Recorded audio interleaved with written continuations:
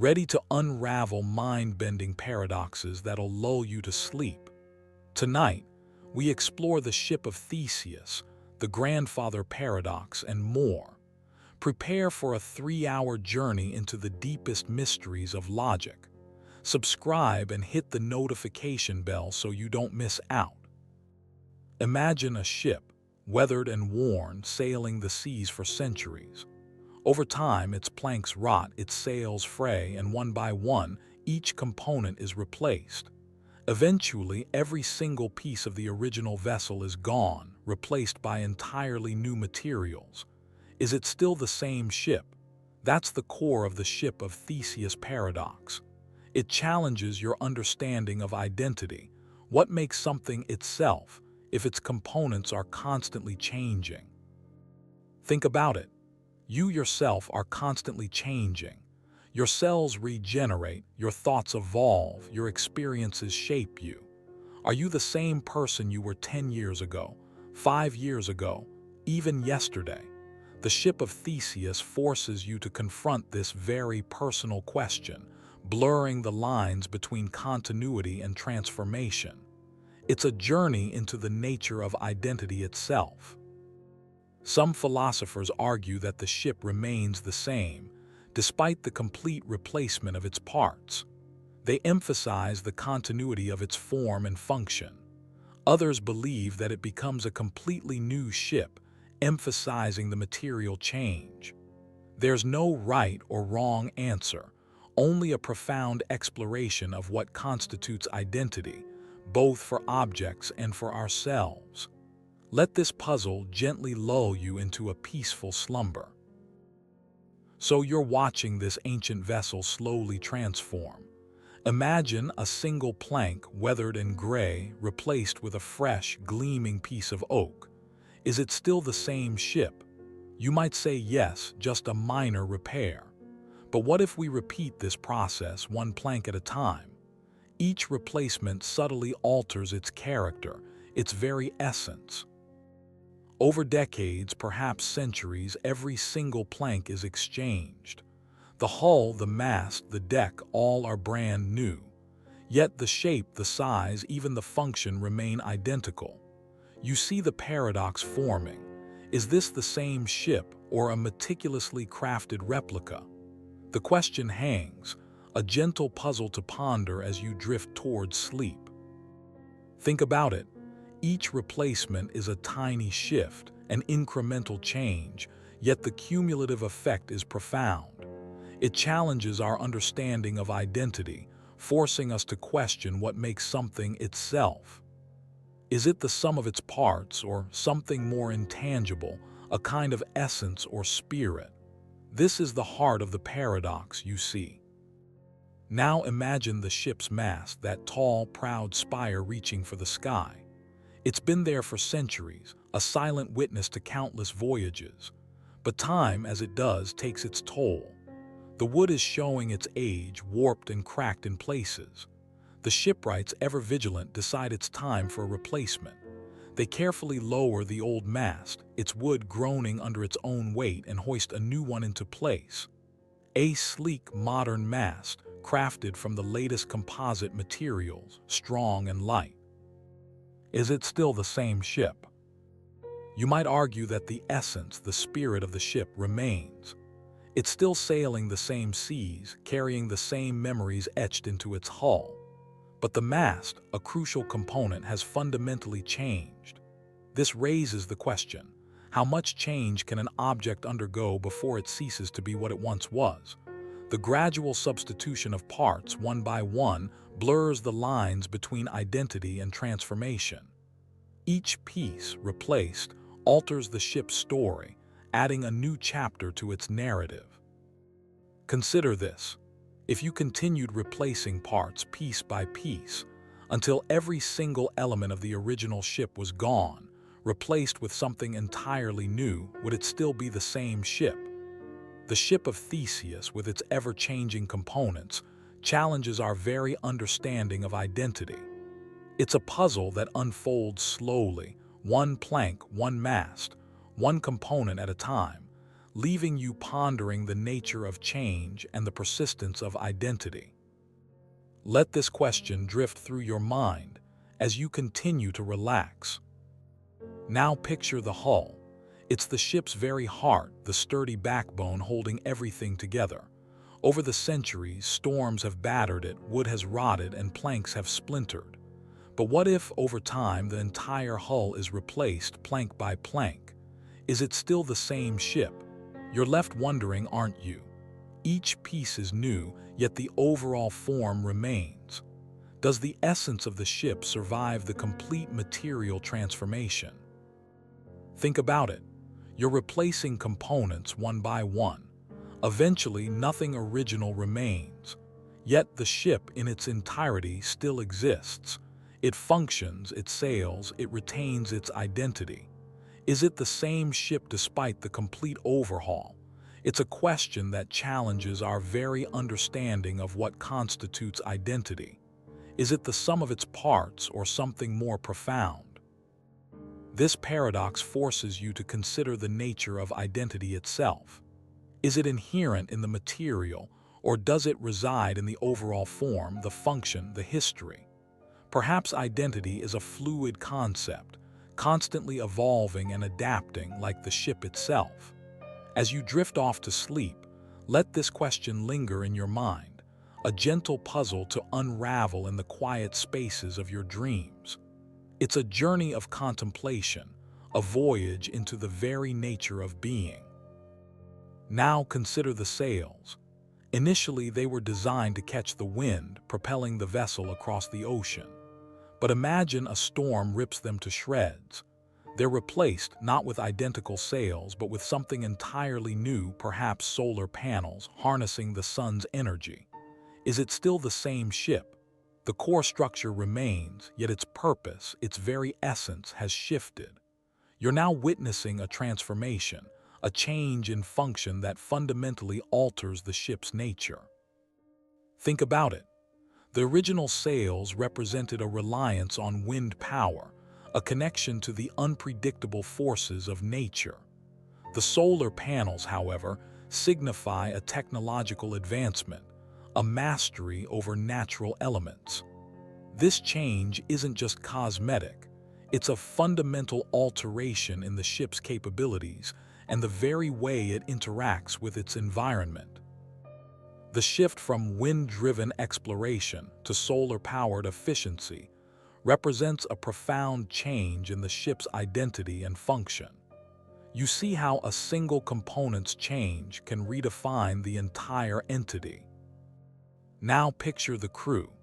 Each sailor, each carpenter, each navigator, a unique individual with their own story, their own experiences. But they're also part of something larger, aren't they? The ship's identity is woven from their individual contributions, their shared journey. Think about it. If every single person were replaced, one by one, would the ship still be the same? It's a question of collective identity, a puzzle where the whole is more than the sum of its parts. You see, the ship isn't just wood and sails. It's the sum of human experiences, the memories built on board. Each person leaves their mark, their small piece of the puzzle, contributing to the overall narrative of the vessel. It's a fascinating interplay between individuality and the collective, isn't it? How much does one person matter, and how much does the group shape the individual's identity? Consider the captain. Their decisions shape the course of the voyage, influencing the lives of everyone on board. Yet, the captain is also just one person, dependent on the skills and cooperation of their crew. The ship's journey, its success or failure, depends on this complex interaction, a constant negotiation between individual agency and the collective effort. So the ship sails on. Think of your own life journey as a similar voyage. Each day, each experience adds another plank to your personal Ship of Theseus. You're constantly changing, growing, learning. New skills, new perspectives, new relationships replace the old, just like the ship's timbers. Are you still fundamentally you? The question lingers, doesn't it? Consider the storms you've weathered, the calm seas you've sailed. Each challenge, each triumph shapes who you are. Maybe you've lost friends along the way or gained new ones. Perhaps your beliefs have shifted, your goals have changed. It's the journey, the constant evolution, that defines your voyage. And yet, despite all the changes, you remain you. Your core identity, your essence, persists through it all. It's a paradox, isn't it? Constant change, yet enduring self.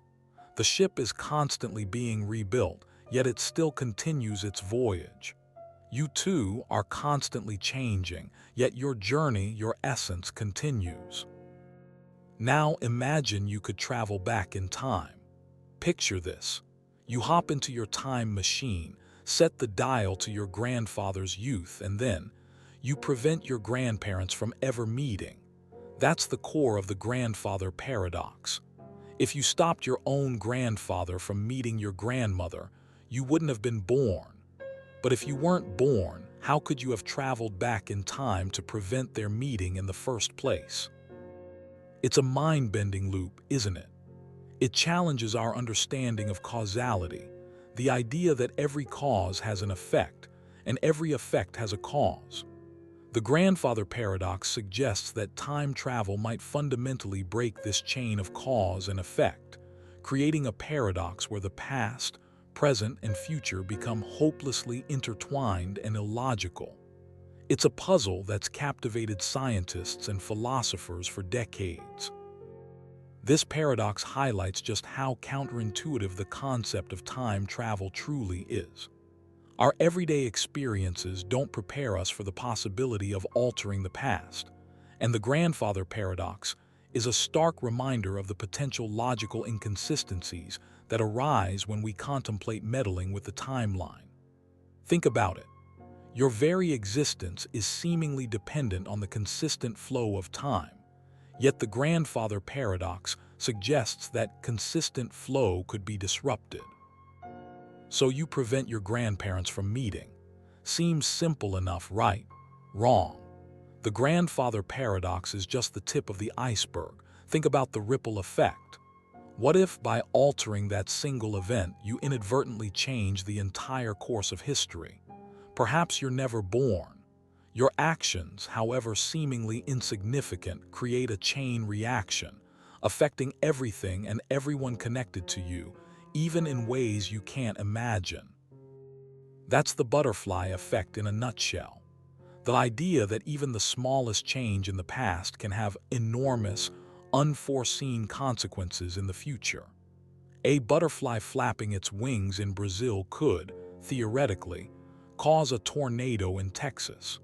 It's a reminder of how interconnected everything is, and how delicate the balance of time truly is.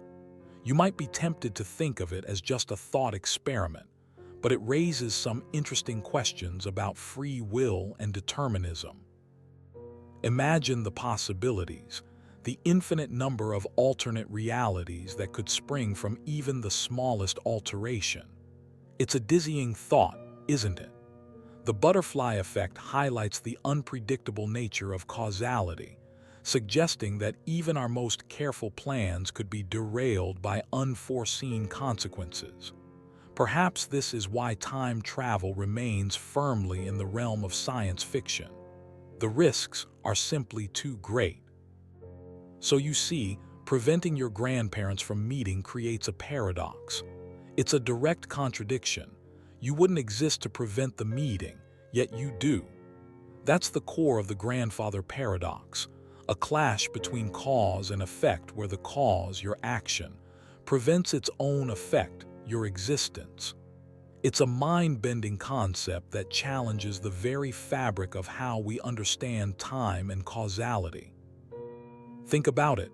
Your existence is the effect, and your actions are the cause. But if you change the cause, preventing your grandparents' meeting, you erase the effect yourself. This isn't just a theoretical problem. It highlights the inherent fragility of linear causality. The very idea of a predictable, linear progression of events is challenged by such paradoxes. The grandfather paradox isn't just about time travel. It's about the fundamental relationship between cause and effect. It forces you to question whether every event has a discernible cause and a predictable effect, or if there's a deeper layer of unpredictability inherent in the universe. It challenges your assumptions about the very nature of reality itself. So you've grasped the grandfather paradox, but let's delve deeper. Imagine you travel back in time and prevent your grandparents from meeting. The immediate consequence: you cease to exist. Your very being is predicated on their union. It's a chilling thought, isn't it? Your entire life, your family, your very existence, all contingent on a single event in the past. Think about the ripple effect. If you weren't born, countless other lives connected to yours would also be altered, perhaps erased.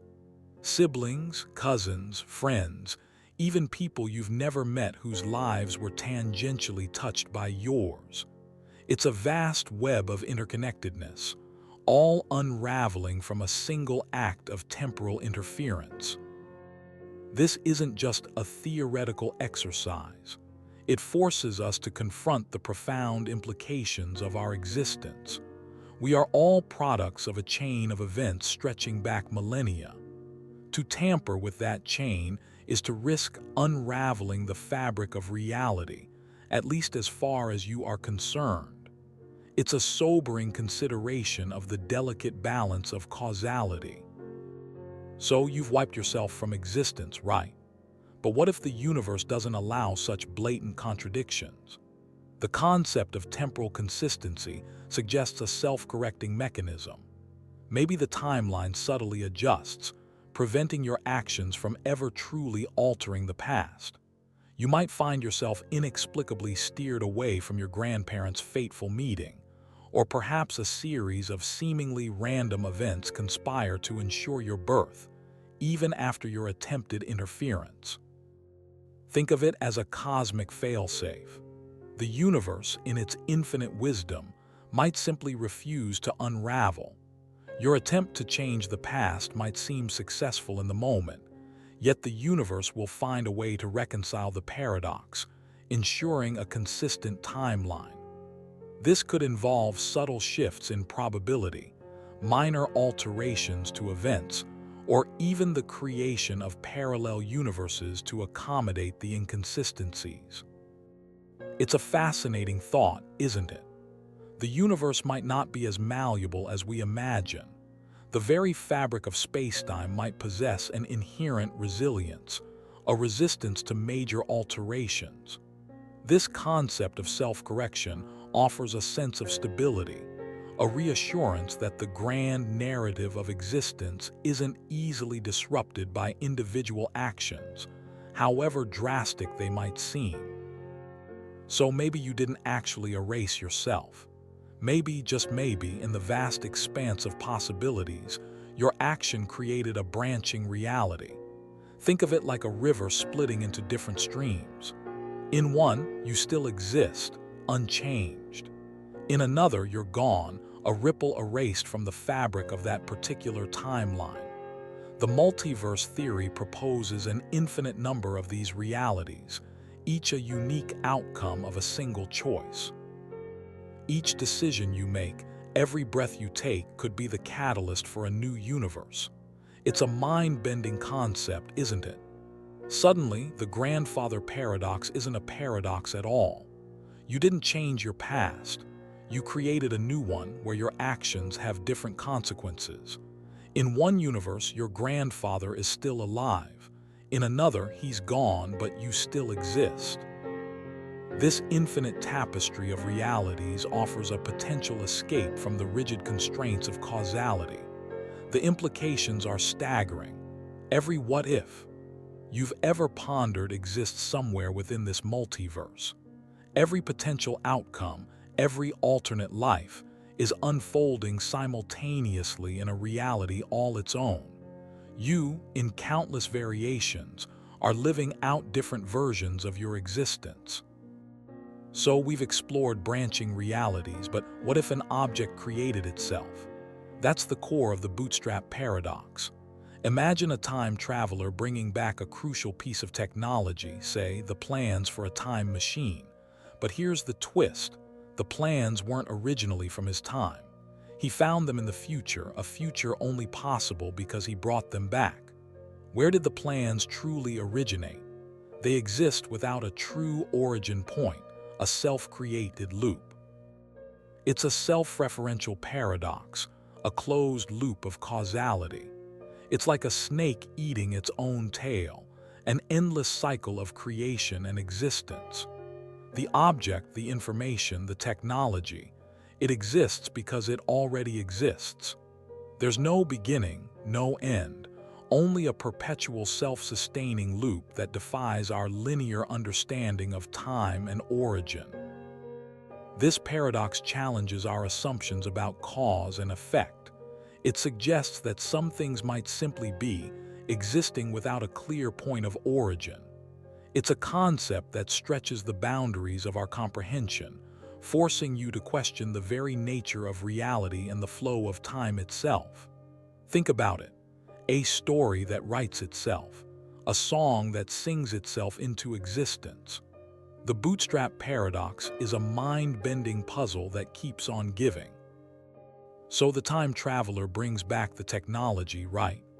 But where did that technology originally come from? In a self-referential loop, the origin is the consequence, and the consequence is the origin. It's a chicken and egg scenario on a cosmic scale. You see, the technology's existence depends on its future self being brought back, creating a closed loop of causality. It's a paradox that unravels the very fabric of cause and effect as you know it. Think about it. The object exists because it was brought back in time, but it was only brought back because it already existed in the future. This circular logic defies linear causality. It's like trying to grasp the beginning of a snake that's swallowing its own tail. The very concept of a singular origin becomes meaningless. It challenges our understanding of creation and the flow of time itself. Are we always caught in these self-referential loops, unknowingly? This concept extends beyond just objects. Imagine ideas, beliefs, or even entire cultures existing in this self-referential way. Their origins become blurred, lost in a cycle of influence and reinforcement. The question of where did it all begin becomes less important than the ongoing cycle of self-perpetuation. It's a humbling thought, isn't it? The very foundation of reality might be built upon these seemingly illogical loops.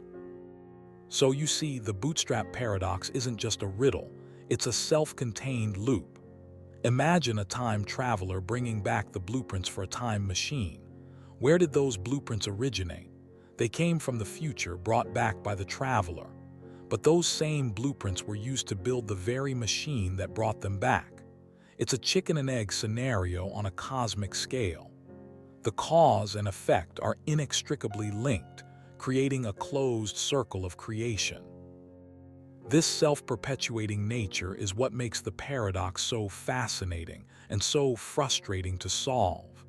There's no true beginning, no single point of origin. It's a cycle of creation where the end is also the beginning and the beginning is the end. Try to unravel it, and you only find yourself going round and round in this endless loop of cause and effect. The beauty of the paradox lies in its inherent unsolvability. It challenges our linear understanding of time and causality. It forces you to confront the idea that some things might simply exist without a definable origin. It's a reminder that the universe might be far stranger and far more cyclical than we can ever fully comprehend. Let that thought settle in as we continue our journey. So from self-creating paradoxes, we shift to another mind-bending concept, the paradox of choice. Imagine you're at a grocery store, faced with a seemingly endless aisle of jams? Do you feel liberated by the options or overwhelmed? This paradox suggests that too much choice can actually lead to less satisfaction, a feeling of paralysis, even regret after making a decision. It challenges the idea that more options always equate to more happiness. Are your decisions truly free, or are they predetermined by factors beyond your conscious control? This leads us to the bigger question: free will versus destiny. Is your life a pre-written script, every choice already decided? Or do you genuinely possess the power to shape your own path? The paradox lies in the apparent contradiction. If everything is predetermined, how can you experience the illusion of choice? And if your choices are truly free, what about the seemingly inevitable events that shape your life? Some might argue that free will and destiny aren't mutually exclusive. Perhaps your choices are constrained by certain parameters, yet within those boundaries, you retain a degree of agency. Your actions may be influenced by genetics, upbringing, and circumstance, but the choices you make within those constraints still have consequences. This nuanced perspective allows for a sense of both freedom and fate, a balance between predetermined outcomes and individual agency. Consider this as you drift off to sleep. Now let's dive into Zeno's paradoxes, a collection of thought experiments that still challenge our understanding of motion and space. We'll start with the dichotomy paradox. Imagine you're trying to walk across a room. Before you can reach the other side, you have to cover half the distance. But before you cover that half, you must cover half of that distance, and so on. It seems you'll always have another half to traverse, creating an infinite regress. Will you ever actually reach the other side? This infinite division of space and time is the core of the dichotomy paradox. It challenges the very notion of continuous motion. Zeno argued that because you can always subdivide the distance, motion itself becomes impossible. It's a clever trap for our intuition, isn't it? We know we can walk across a room, yet the paradox seems to suggest otherwise. Let that thought sink in as we continue our journey into the world of paradoxes. The beauty of Zeno's paradoxes lies in their ability to make us question our assumptions about the nature of reality. They force us to confront the limits of our understanding of motion, space, and time. And as you relax deeper into this exploration, let the subtle tension of these ancient puzzles gently lull you towards sleep. Consider the implications as you drift further into slumber. The seemingly simple act of walking becomes a profound philosophical journey. So you're trying to reach that finish line, right? But according to Zeno, you first have to cover half the distance. Seems simple enough. Then you need to cover half of the remaining distance, and half of that distance, and so on. You see the problem. You're always left with another half to traverse, an infinite number of increasingly smaller steps. This infinite division is the core of Zeno's dichotomy paradox. It suggests that motion itself is impossible, because to reach any point, you must first reach an infinite number of points beforehand. It's a mind bender, isn't it? It plays with our intuitive understanding of how we experience movement. Think about it. Will you ever truly reach the end? Mathematically, the sum of an infinite series of decreasing numbers can converge to a finite value. But Zeno's paradox forces you to confront the seemingly insurmountable challenge of completing an infinite number of tasks before reaching a single goal. It forces you to question the very nature of infinity and its relation to the physical world. So you've got Achilles, the swift-footed hero, racing a tortoise. The tortoise gets a head start naturally. Zeno argues that before Achilles can overtake the tortoise, he must first reach the point where the tortoise was. But by the time Achilles gets there, the tortoise has moved a little further. See where this is going? Achilles keeps covering ground, but the tortoise, however slowly, is always just a tiny bit ahead. It's an infinite series of ever-decreasing distances. Each time Achilles closes the gap, the tortoise has inched forward again. This seemingly simple race becomes a never-ending chase, a paradox highlighting the nature of infinity and the limitations of our understanding of continuous motion. You see, Zeno uses this to challenge the very idea of motion itself. The paradox lies in the seemingly logical steps leading to an illogical conclusion. If you follow Zeno's reasoning, Achilles can never overtake the tortoise. Yet, in reality, we all know that a faster runner will eventually pass a slower one.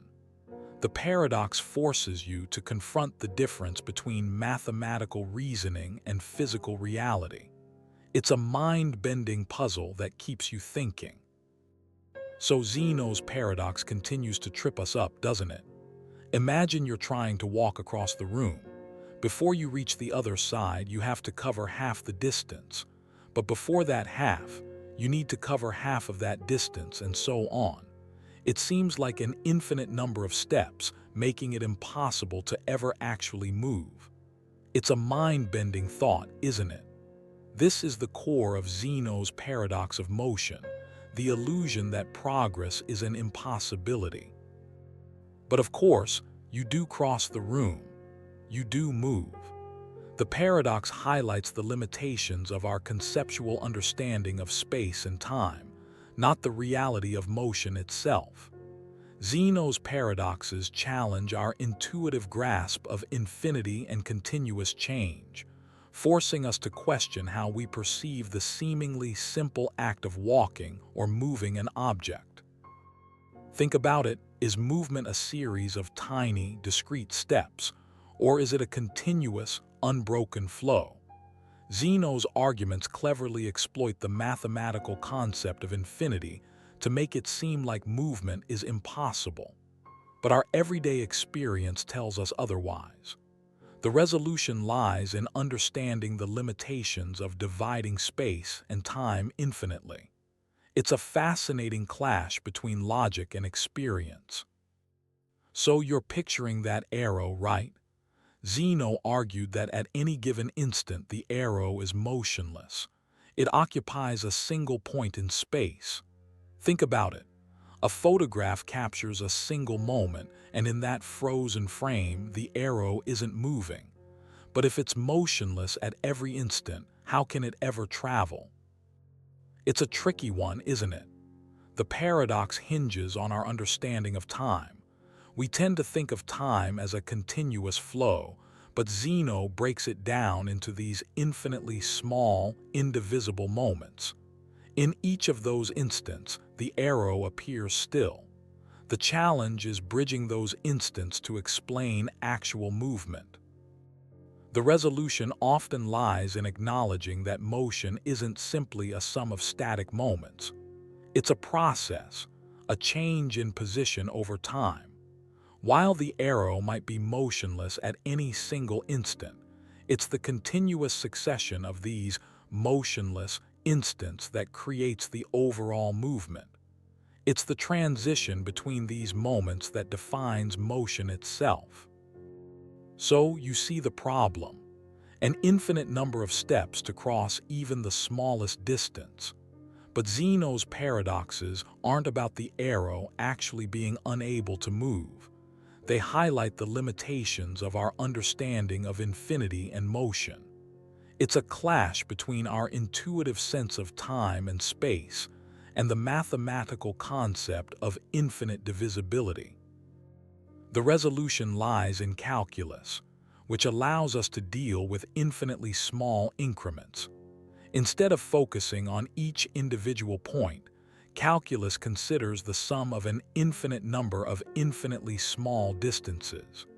This sum, despite being composed of infinitely many parts, can still result in a finite value, the arrow's total distance traveled.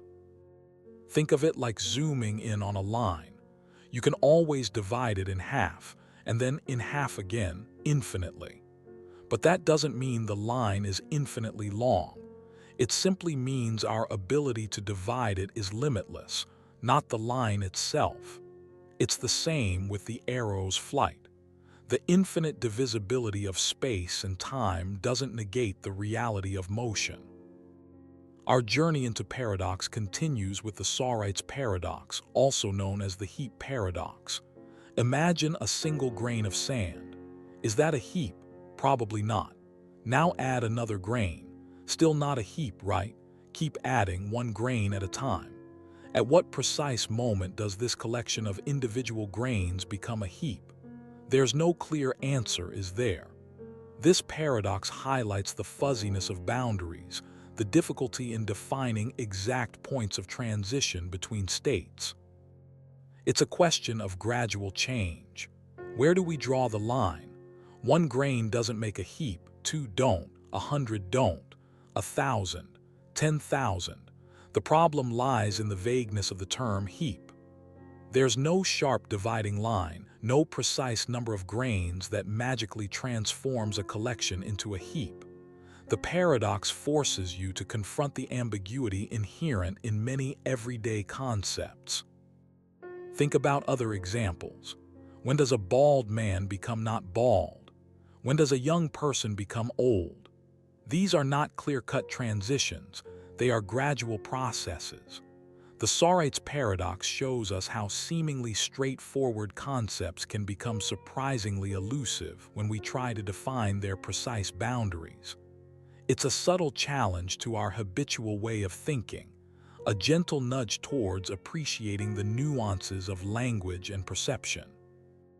So you're left wondering, where's the line?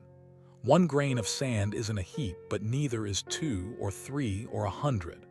Add grain by grain and the change is imperceptible. You see, the Sawright's paradox plays on this fuzzy boundary, this gradual shift where clear distinctions blur. It challenges our very definition of heap, a seemingly simple concept that unravels under closer scrutiny. It's a subtle erosion of certainty, a slow drip wearing away at solid ground. Think about it, how many grains do you need before it becomes a heap? Is there a magic number? The paradox highlights the vagueness inherent in many of our everyday terms. It's not just heaps. Think about baldness, richness, or even happiness. Where do you draw the line? The Sawright's paradox whispers that the line may not exist at all, that it's a matter of perspective, of gradual, almost imperceptible shifts. This ambiguity, this gradual transformation, is where the true power of the Sawright's paradox lies. It challenges us to question the very nature of categorization and definition. It's a reminder that the world isn't always neatly divided into black and white. Sometimes, it's a spectrum of shades of gray, a continuous flow where boundaries are fluid and subjective. And isn't that a rather beautiful thought? This blurring of lines extends beyond mere linguistic tricks. Think about your own experiences. How often have you encountered situations where the truth was obscured, deliberately or unintentionally, where facts were twisted, perspectives manipulated, or intentions hidden? The line between truth and deception is often far more subtle than we like to believe.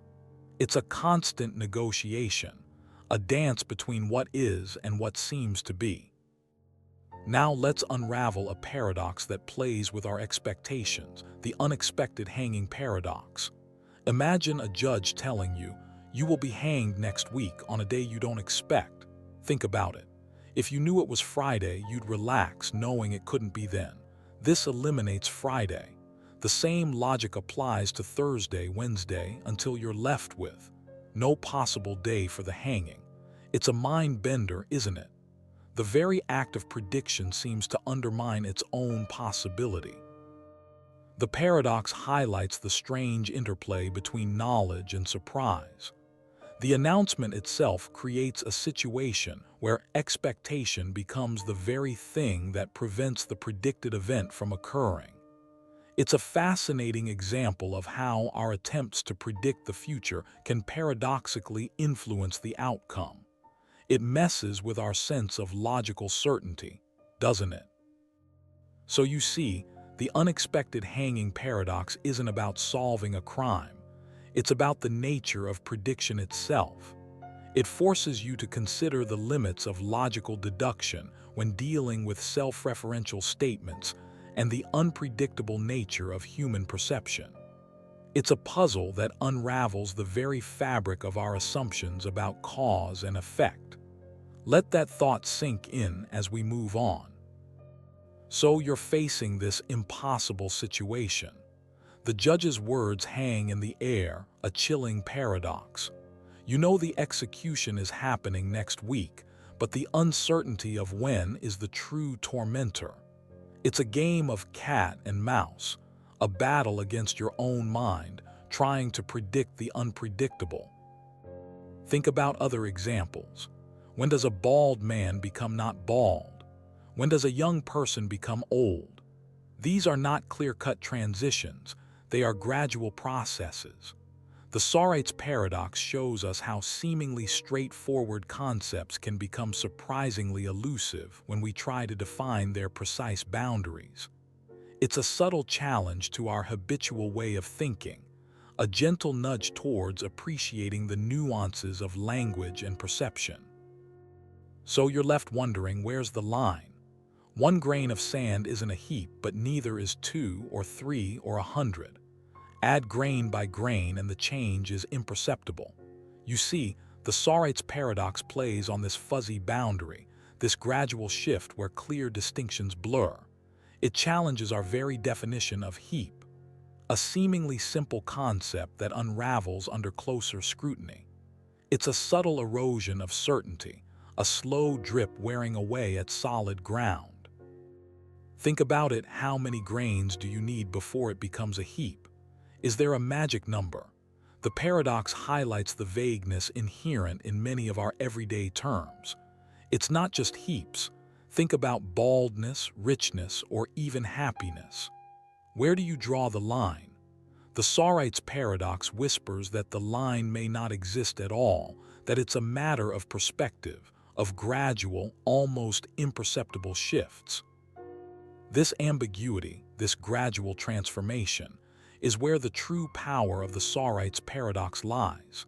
It challenges us to question the very nature of categorization and definition. It's a reminder that the world isn't always neatly divided into black and white. Sometimes, it's a spectrum of shades of gray, a continuous flow where boundaries are fluid and subjective. And isn't that a rather beautiful thought? So you've got a single grain of sand, not a heap, right? Add another, still not a heap. Keep going, 100, 1,000, you're building something, but when does that something officially become a heap? There's no single definitive point. It's a gradual accumulation, a subtle shift.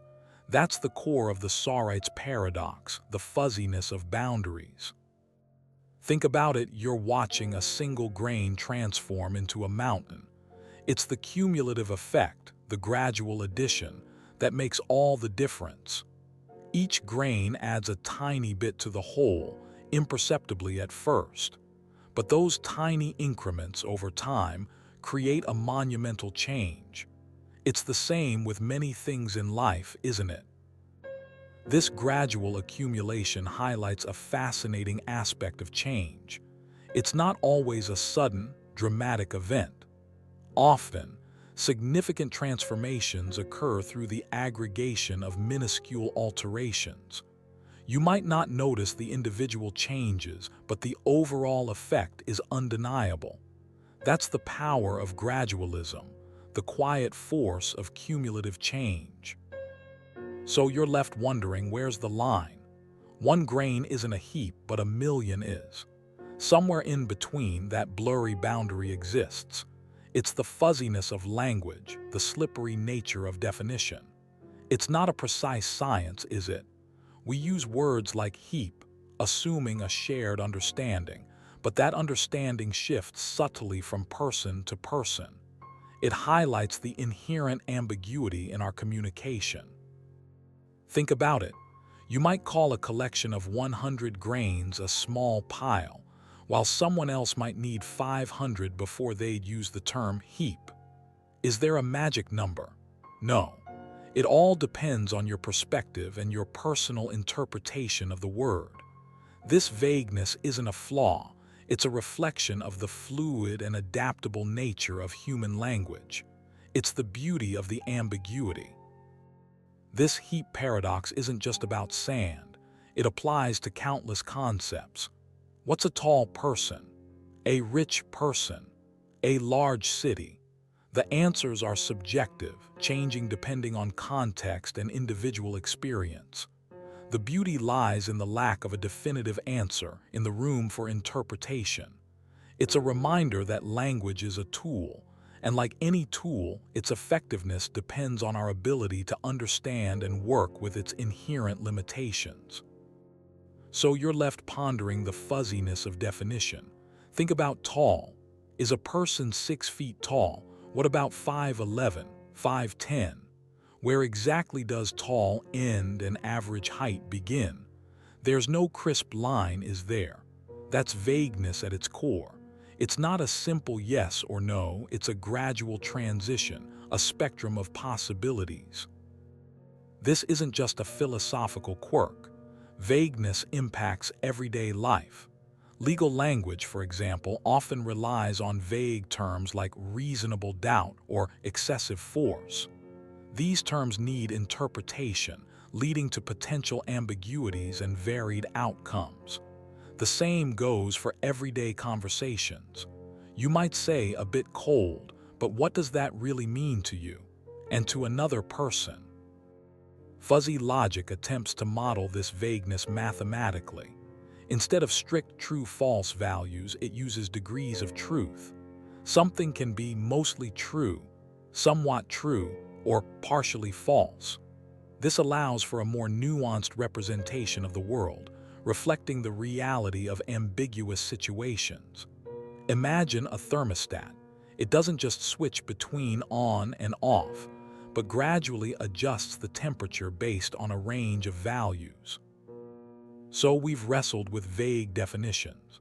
Now let's dive into something even trickier, the liar paradox. Imagine a statement that says, "This statement is false." Is it true or false? If it's true, then what it claims that it's false must also be true, creating a contradiction. But if it's false, then the statement itself is true, again leading to a paradox. It's a self-refuting statement, a classic example of how language can twist itself into knots. This paradox highlights the inherent limitations of logic when dealing with self-referential statements. It's a fascinating puzzle because it exposes the fragility of truth itself, showing how easily our systems of belief can be undermined by a cleverly worded sentence. Think about it. The statement's truth depends entirely on its own falsehood, and vice versa. It's a beautiful, mind-bending loop. The liar paradox isn't just a playful brain teaser. It's a fundamental challenge to our understanding of truth and language. It forces us to question the very foundations of our logical systems. Philosophers have grappled with it for centuries, and its implications continue to resonate today in fields like computer science and mathematics, where self-referential systems are commonplace. It's a reminder that even the most seemingly straightforward concepts can harbor profound complexities. So you've got this statement. This statement is false. If it's true, then what it says is false, making the statement itself false. See the problem. But if it's false, then what it says is true, meaning the statement is actually true. It's a bit of a mind bender, isn't it? You're caught in a loop, a vicious cycle of contradictory truth values. This self-contradiction is the core of the liar paradox. It highlights how language can sometimes create situations where logical consistency breaks down. It's not a puzzle with a solution. It's a demonstration of how our systems of truth and falsehood can sometimes fail us. It's a fascinating glimpse into the limitations of logic. The statement's truth value is inherently undecidable. You can't assign it a definitive true or false without creating a contradiction. This paradox forces you to confront the limitations of classical logic, where every statement must be either true or false. The liar paradox elegantly demonstrates that this isn't always the case, leaving you with an intriguing thought experiment rather than a clear answer. Now let's dive into something truly mind-bending, the paradox of self-reference. Think about this statement: this sentence is false. If it's true, then it must be false, and if it's false, then it must be true. It creates a loop, a never-ending cycle of contradictory truth values. This is the heart of self-reference statements that refer to themselves, creating these fascinating logical knots. This isn't just a game of words, you see. Self-reference pops up everywhere, from computer programming, where a program can modify its own code, to the very structure of our language. The sentence, "This sentence contains 5 words," is a perfect example. It's both a statement and its own subject. It's a self-contained system of meaning, and it's incredibly intricate. Consider the implications. If language itself can be self-referential, creating these loops of meaning, what does that say about our understanding of truth and reality? It opens up a whole new layer of complexity to how we interpret the world around us and how we communicate our experiences. Are all our statements potentially caught in this web of self-reference? So you're left pondering, this sentence is false. It's a statement that eats its own tail, a linguistic Ouroboros. The very act of defining truth becomes the source of its own contradiction. You see, truth and falsehood in this context aren't neatly separated categories. They bleed into each other, creating a fascinatingly blurry boundary. Consider the implications. If you accept the statement as true, it immediately contradicts itself. If you deem it false, well, that makes the statement true. It's a perfect illustration of how the pursuit of absolute truth can sometimes lead you down a rabbit hole of self-referential absurdity. It's a puzzle that exists in the space between the certain and the uncertain, forcing you to question the very nature of definition itself. This blurring of lines extends beyond mere linguistic tricks. Think about your own experiences. How often have you encountered situations where the truth was obscured, deliberately or unintentionally, where facts were twisted, perspectives manipulated, or intentions hidden? The line between truth and deception is often far more subtle than we like to believe. It's a constant negotiation, a dance between what is and what seems to be. Now let's unravel a paradox that plays with our expectations, the unexpected hanging paradox. Imagine a judge telling you, you will be hanged next week on a day you don't expect. Think about it. If you knew it was Friday, you'd relax knowing it couldn't be then. This eliminates Friday. The same logic applies to Thursday, Wednesday, until you're left with no possible day for the hanging. It's a mind bender, isn't it? The very act of prediction seems to undermine its own possibility. The paradox highlights the strange interplay between knowledge and surprise. The announcement itself creates a situation where expectation becomes the very thing that prevents the predicted event from occurring. It's a fascinating example of how our attempts to predict the future can paradoxically influence the outcome. It messes with our sense of logical certainty, doesn't it? So you see, the unexpected hanging paradox isn't about solving a crime. It's about the nature of prediction itself.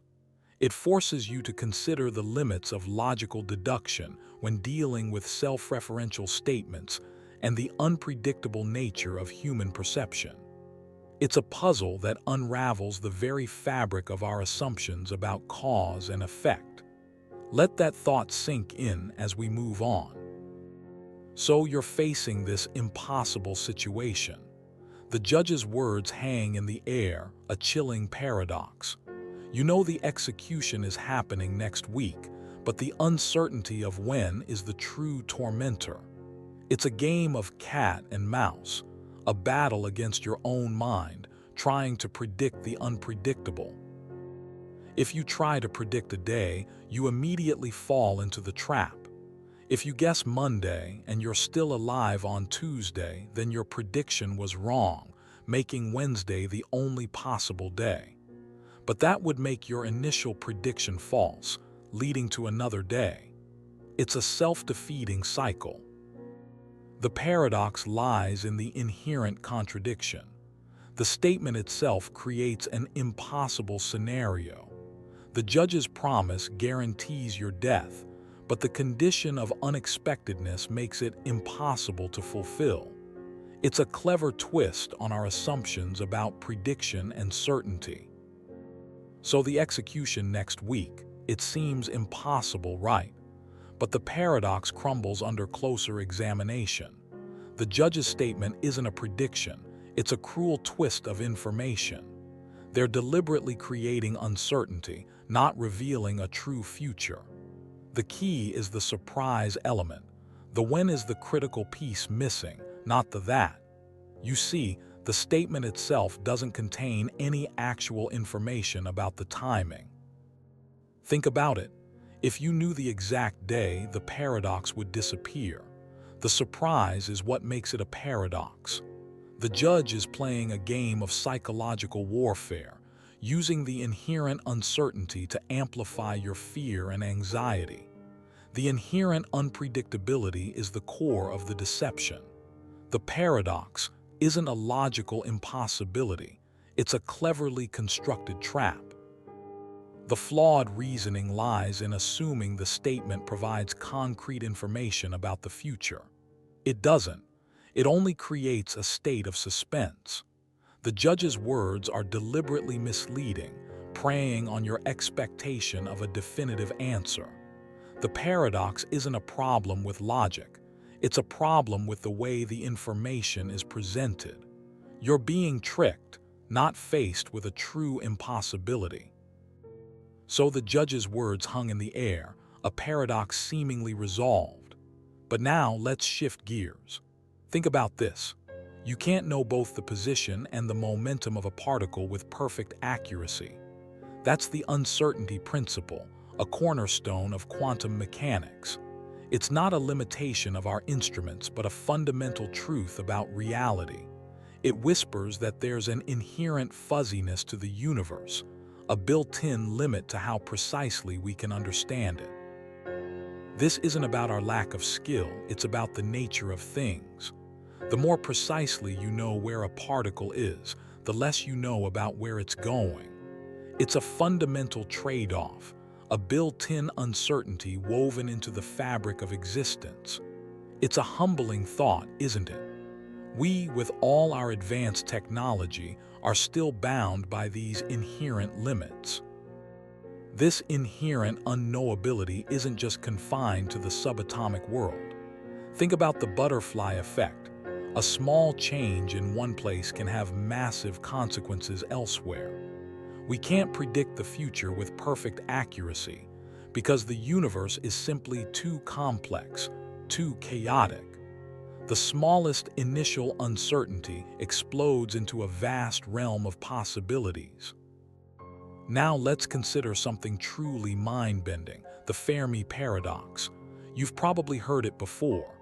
The universe is vast, incredibly vast. Billions of galaxies, each with billions of stars, many likely harboring planets. The sheer probability of life, even intelligent life, arising elsewhere seems almost inevitable, right? So, where is everybody? This is the crux of the Fermi paradox. Given the age of the universe and the sheer number of potential habitats, statistically speaking, we should have encountered other civilizations. Yet, radio silence. No alien probes, no interstellar empires, no clear signs of extraterrestrial life. It's a paradox of probability and existence. Perhaps interstellar travel is far more difficult than we imagine. Maybe the distances are too vast, or the technological hurdles insurmountable. Or perhaps civilizations tend to self-destruct before reaching a point where they could contact us. Or maybe, just maybe, we are truly alone. Each possibility presents its own unsettling implications. So you've been grappling with the Fermi paradox, the baffling silence from the cosmos despite the sheer probability of extraterrestrial life. Now, let's zoom out and truly appreciate the scale of it all. Imagine the observable universe. Billions upon billions of galaxies, each a swirling city of stars, many harboring their own planetary systems. It's a number so vast it's almost incomprehensible, a cosmic ocean teeming with potential. Think about it. Even if the odds of life arising on a single planet are incredibly slim, with that many planets, the sheer number of opportunities for life to emerge becomes staggering. It's like tossing a coin billions upon billions of times. Eventually, you're bound to get heads, right? Except, in this cosmic lottery, heads is life, and the stakes are astronomically high. And it's not just about the sheer number of planets. Consider the vast stretches of time involved. The universe is ancient, billions of years old. Plenty of time for life to evolve, flourish, and perhaps even reach technological advancements far beyond our own. Think of the civilizations that might have risen and fallen, leaving behind traces we haven't yet discovered.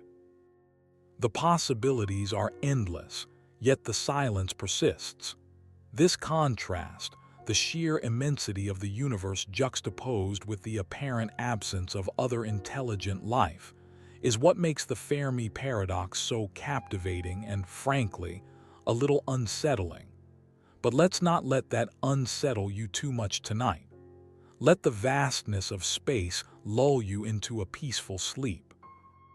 So you've pondered the Fermi paradox, the deafening silence from the vast expanse of space. It's a puzzle, isn't it? Billions of stars, countless planets, where is everybody? The sheer probability suggests we shouldn't be alone, yet we haven't found a single confirmed sign of extraterrestrial life. This lack of contact, this great silence, is perhaps the most profound mystery facing humanity. One explanation for the great silence is the sheer scale of interstellar distances.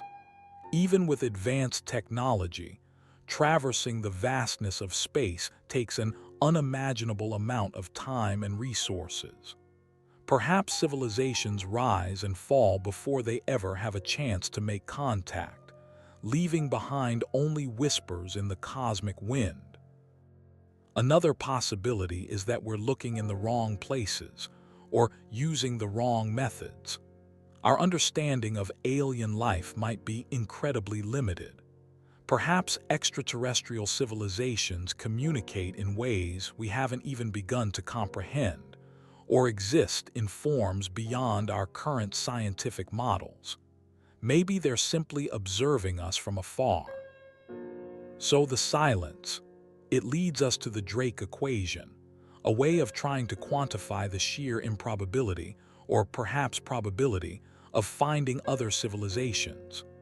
It's not a precise formula, more of a thought experiment, breaking down the factors that might influence the chance of contact. Think of it as a series of probabilities, multiplied together, each representing a hurdle we need to overcome to find those elusive neighbors among the stars. First, the rate of star formation in our galaxy. How many new suns are born each year? Then, the fraction of those stars with planetary systems. Are planets common or a rare occurrence? Next, the number of planets per solar system that could potentially support life. We're talking about the Goldilocks zone, not too hot, not too cold, just right. Then comes the percentage of those planets where life actually arises. A huge leap, isn't it? And then the fraction of life-bearing planets that develop intelligent civilizations. We're talking about beings capable of communication, technology, perhaps even interstellar travel. It's a long shot, but the equation dares us to consider the possibilities. The next factor is the length of time such civilizations release detectable signals into space. How long do they last? Do they self-destruct? Do they simply fade away? And finally, the fraction of civilizations that we might actually detect. Even if they exist, we might not be able to find them. It's a complex equation, but it's a starting point to ponder the vastness of the cosmos and the possibility of life beyond our own planet. So the silence, it's a puzzle, isn't it? We've scanned the skies, sent out messages, yet nothing. One possibility is the Great Filter. Imagine a series of hurdles civilizations must overcome to reach interstellar travel. Maybe we're still early in the game, haven't hit that critical point yet, or maybe that filter lies ahead, preventing us from reaching the stars. Or perhaps the distances are just too vast. Even with faster-than-light travel, a concept still firmly in the realm of science fiction. The sheer scale of the universe could mean that communication takes centuries, millennia, or even longer. Signals might be sent, but the recipient might be long gone before a reply even reaches us. Maybe civilizations rise and fall too quickly. A technologically advanced society might collapse before it ever develops the capacity for interstellar communication. Think of the rise and fall of empires throughout history, a sobering reminder of how fleeting even seemingly powerful civilizations can be. We might be alone simply because no one lasts long enough. So the silence continues. But let's return to something a little less cosmic, something closer to home, the Ship of Theseus. You've heard the classic puzzle, right? A ship has its planks replaced one by one. Eventually, every original piece is gone. Is it still the same ship? New insights challenge this seemingly simple question. Think about it. What truly defines an object's identity? Is it the sum of its parts or something more intangible? Consider the human body. Your cells are constantly regenerating. Over time, virtually every atom in your body is replaced. Are you still you? This highlights the fluidity of identity. Perhaps identity isn't about unchanging physical matter, but rather about a continuous process, a narrative unfolding through time. It's about the connections, the memories, the experiences that shape who you are.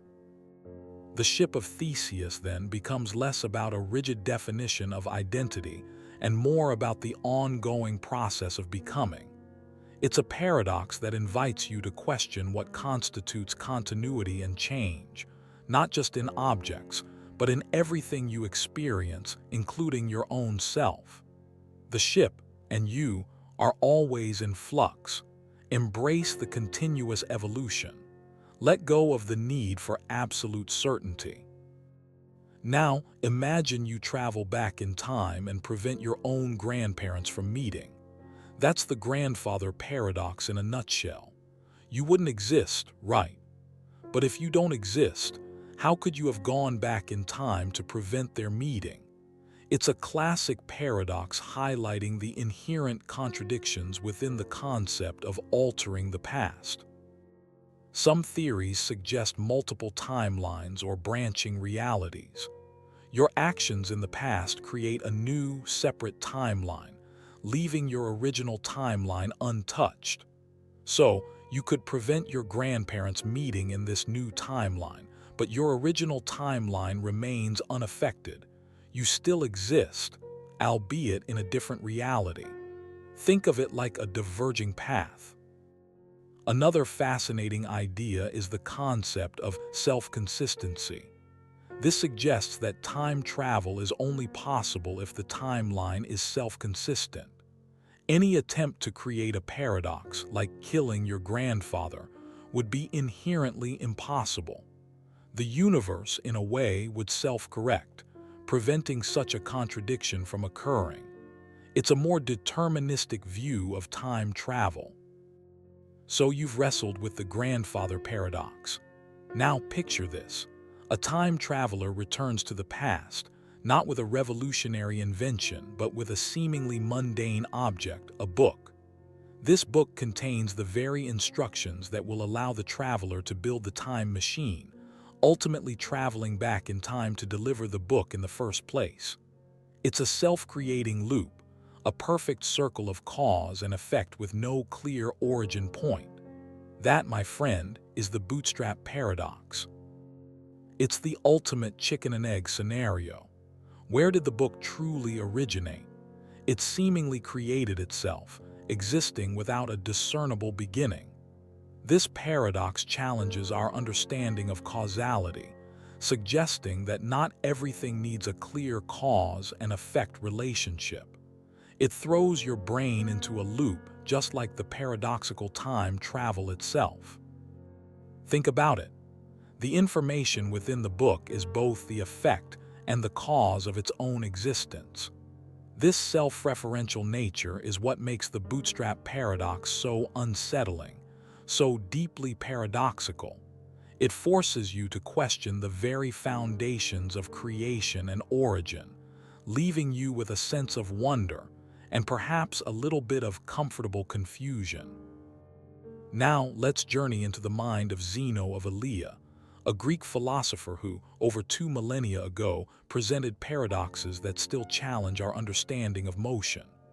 Imagine you're trying to walk across a room. Before you reach the other side, you must first cover half the distance. But before that half, you must cover half of that half, and so on, infinitely. Zeno argued this infinite division means you can never actually begin your journey. A fascinating thought, isn't it? Consider the famous paradox of Achilles and the tortoise. Achilles, the swift warrior, races a tortoise given a head start.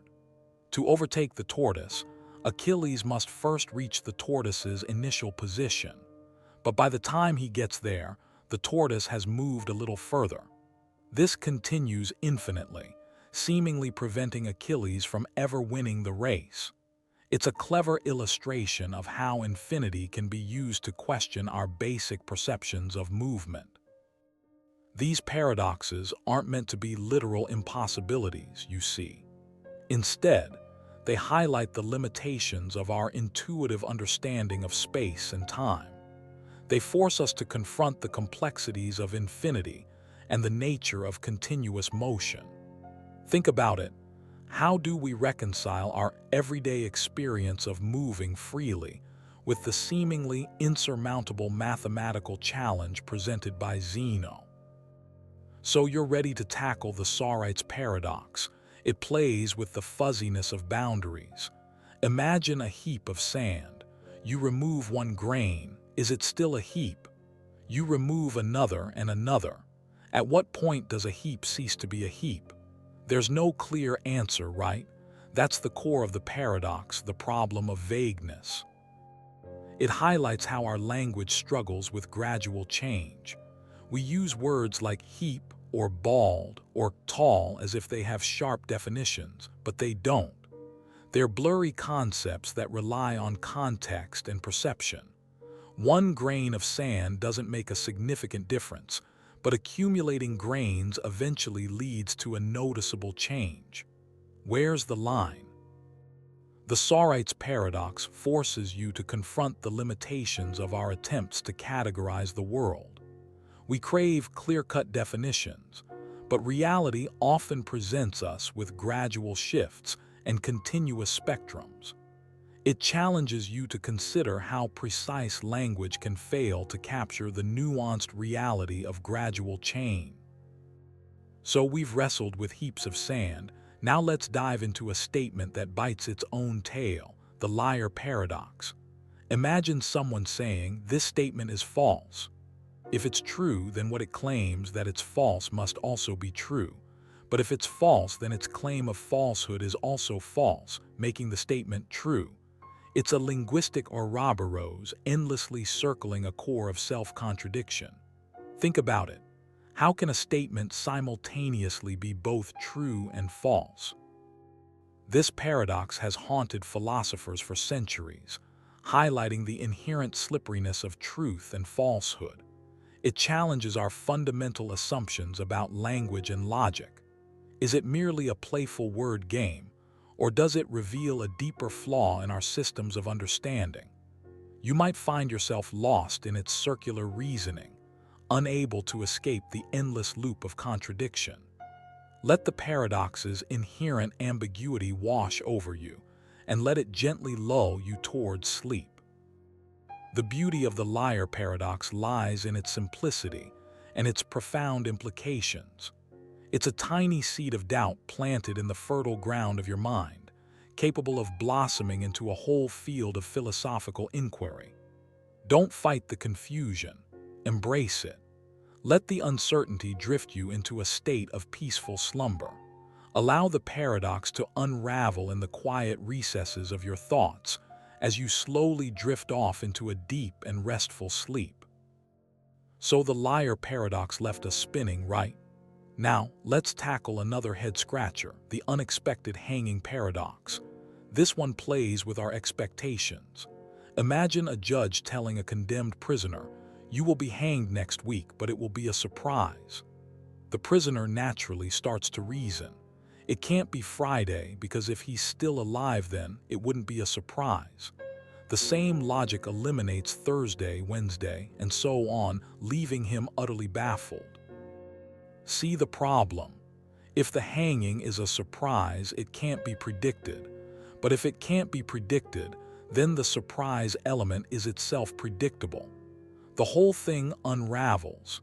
It's a paradox of prediction, highlighting the limitations of logical deduction when dealing with surprise. It forces you to question the very nature of knowledge and certainty. Many solutions have been proposed, some suggesting the paradox arises from the ambiguity of the judge's statement.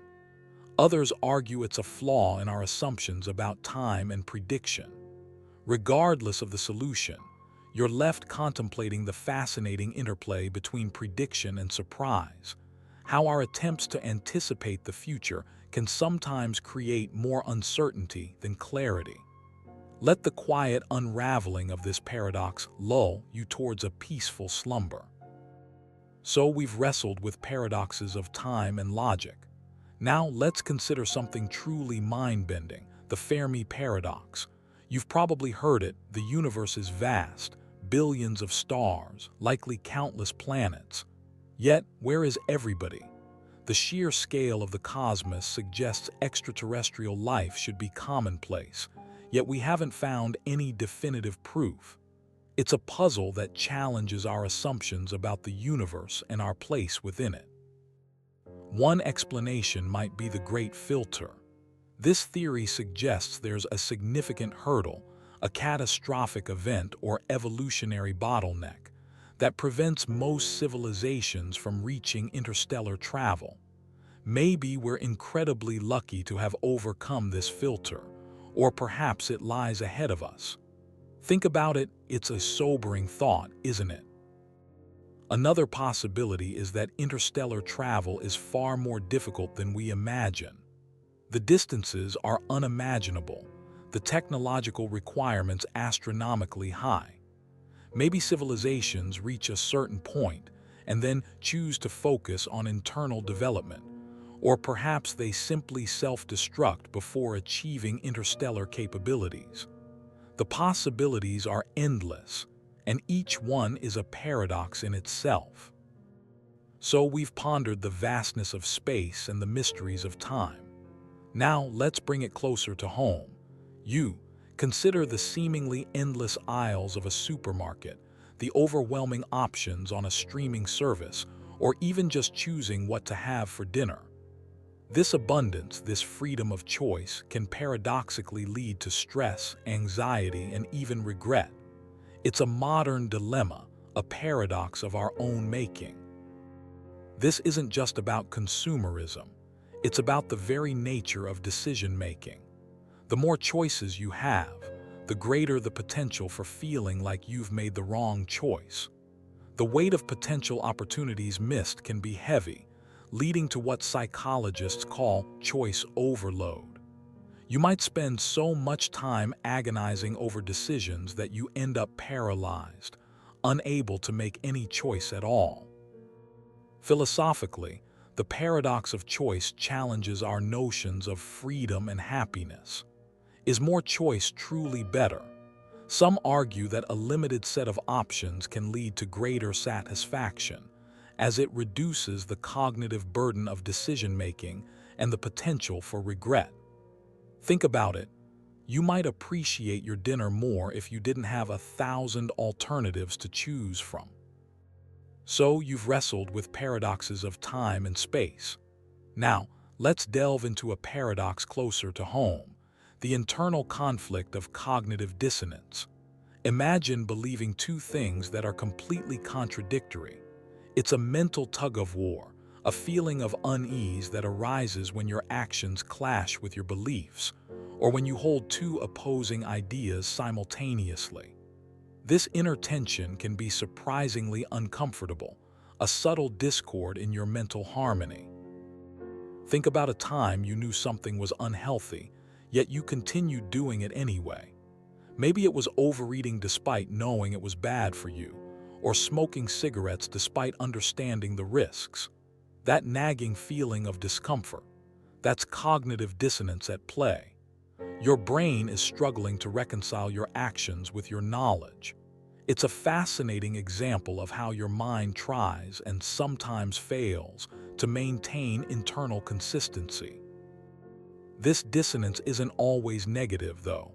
Sometimes it drives positive change. When you realize your actions contradict your values, the discomfort can motivate you to align them.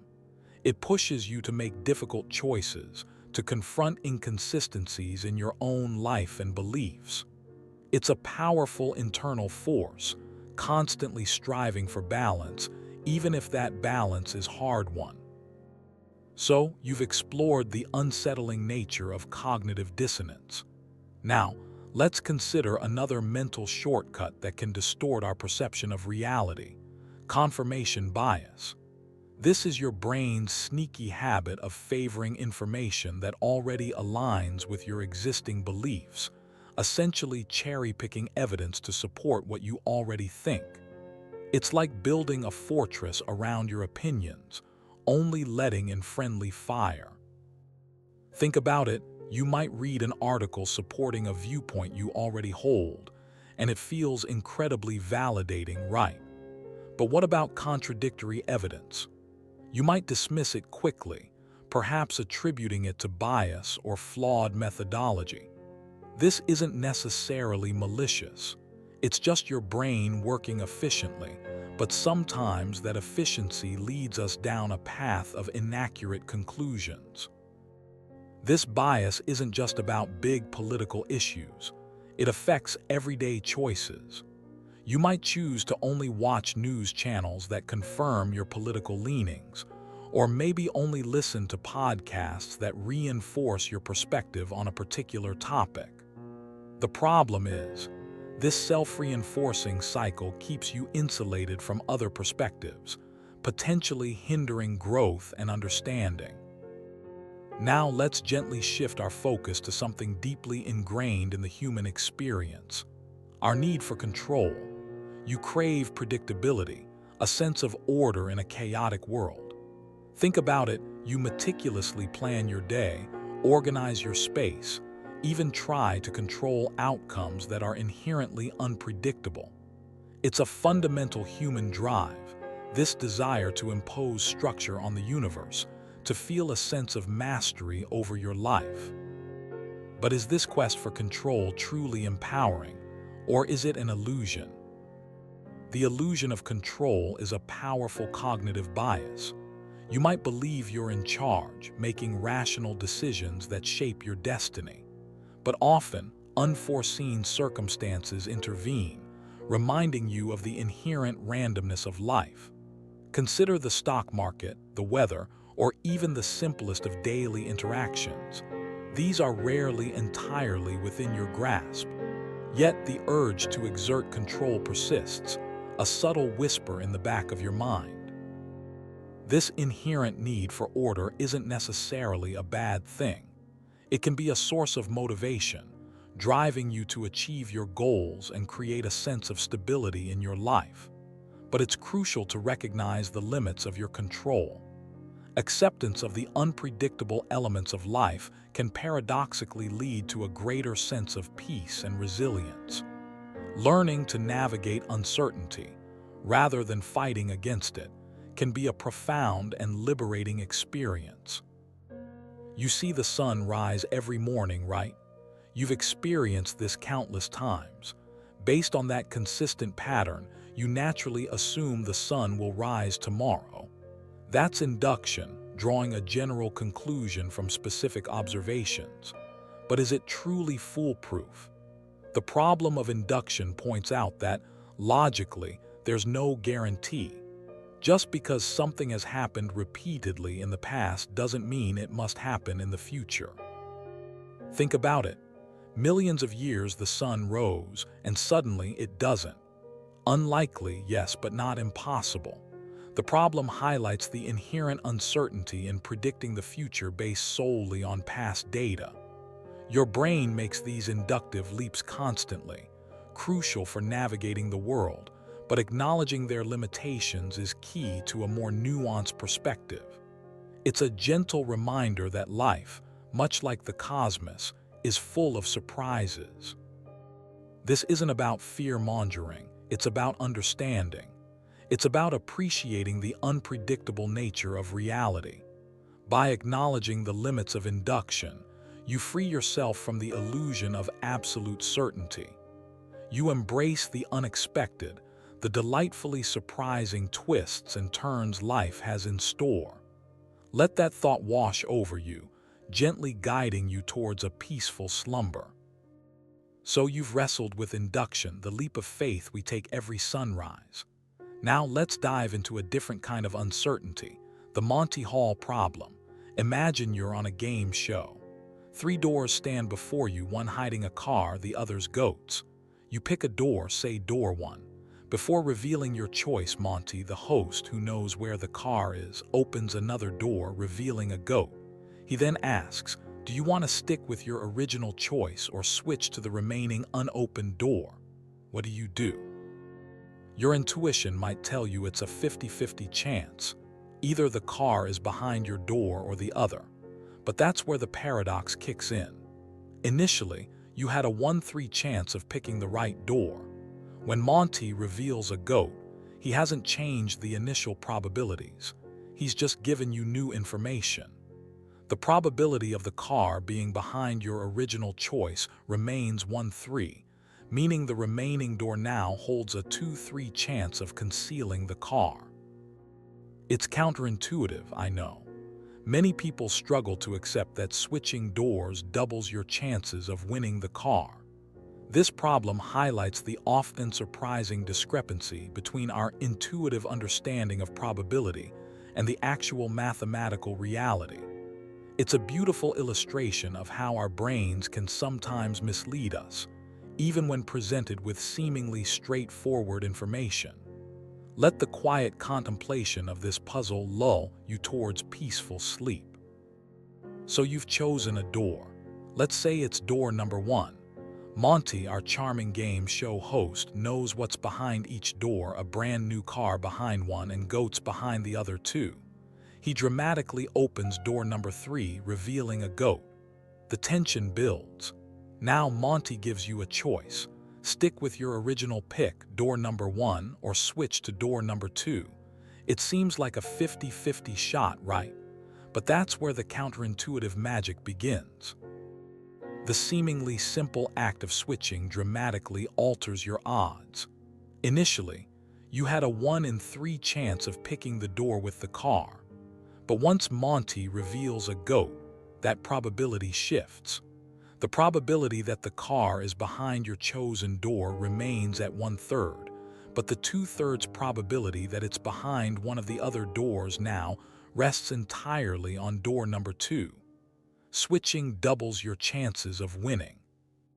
This isn't about luck, it's about understanding how probability redistributes itself. It's a classic example of how our intuition can mislead us.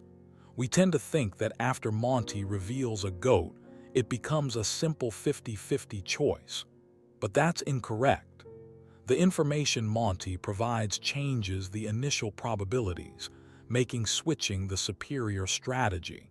Let that sink in for a moment as we transition to another fascinating paradox.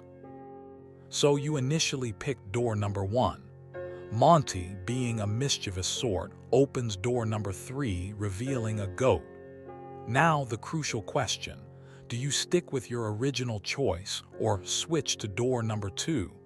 This isn't just about guessing, it's about understanding the probabilities that have shifted. Initially, your odds were 1 in 3 of picking the car, but Monty's action changes the game. He's eliminated one of the losing options. That probability, that 1/3 chance of failure, now rests entirely on your original choice, door number 1. See how the odds have changed.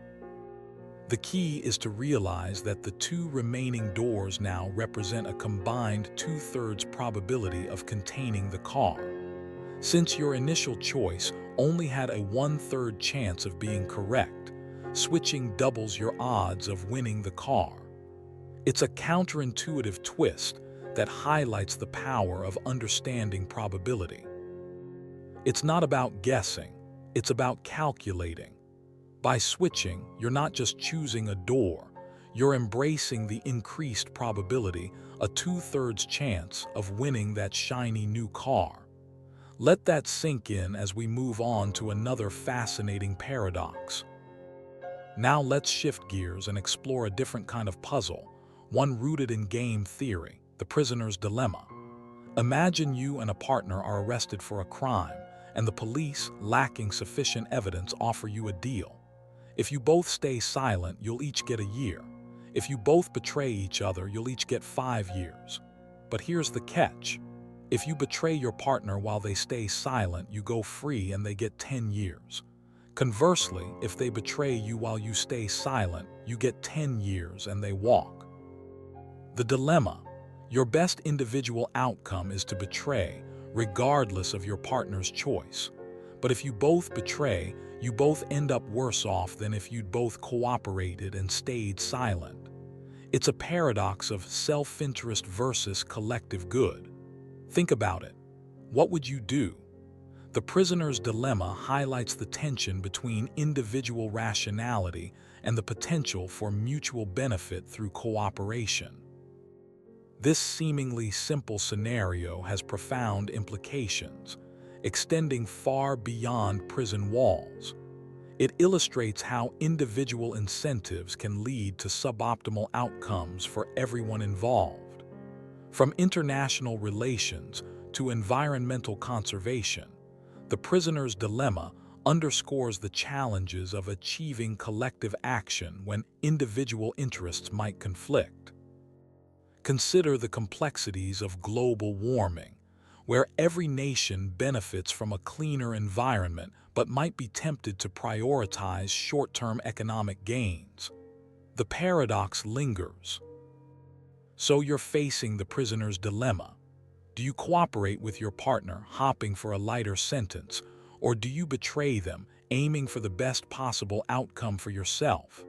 It's a classic clash between self-interest and the potential benefits of teamwork. The tension lies in the uncertainty. Will your partner cooperate, or will they betray you? This uncertainty forms the core of the dilemma, constantly reminding you of the possible consequences. The optimal strategy isn't always clear-cut. Sometimes, cooperation leads to a better outcome for everyone involved, even if the risk of betrayal looms large. Other times, self-preservation seems like the only logical course of action. But here's the kicker. The best strategy often hinges on your prediction of your partner's behavior. Are they likely to be trustworthy? Or are they more likely to act in their own self-interest? Think about it. If you assume your partner will betray you, your best option is to betray them too, minimizing your potential loss.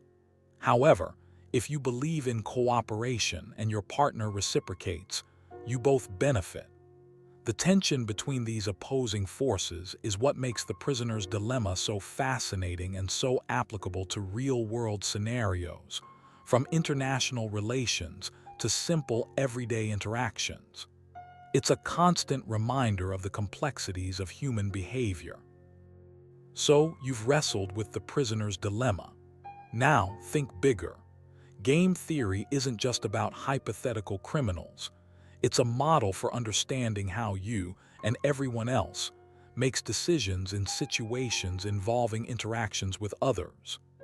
Imagine negotiating a salary, bidding on an item at an auction, or even something as simple as choosing which lane to drive in during rush hour.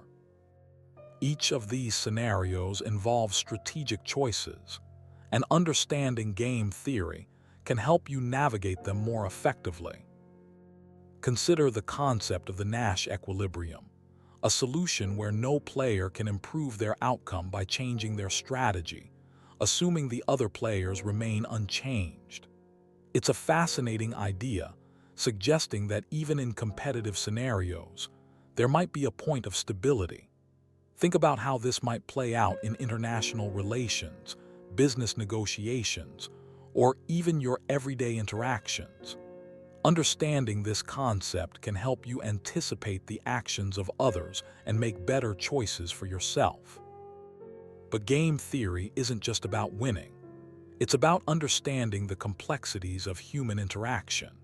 It highlights the importance of considering not only your own goals, but also the motivations and strategies of others. It's a reminder that even seemingly simple interactions can be incredibly nuanced, and that understanding the underlying dynamics can lead to more beneficial outcomes for everyone involved. Think about how this perspective might change your approach to conflict resolution or collaboration. So you've pondered the intricacies of game theory. Now, let's dive into Newcomb's paradox, a brain bender that challenges your understanding of prediction and free will. Imagine two boxes, one transparent containing $1,000 and the other opaque. A remarkably accurate predictor, let's call him Omega, knows whether you'll take both boxes or just the opaque one. If Omega predicts you'll take only the opaque box, he places $1 million inside.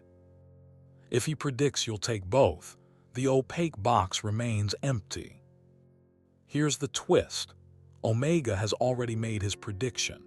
You're faced with a choice. Take both boxes, guaranteeing $1,000, or take only the opaque box, gambling on Omega's prediction being correct. If he predicted you'd take only the opaque one, you win big. If not, you get nothing from the opaque box.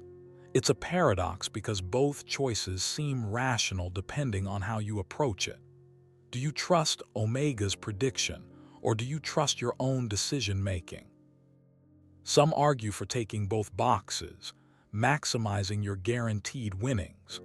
Others champion taking only the opaque box, reasoning that Omega's perfect prediction implies the best outcome lies there.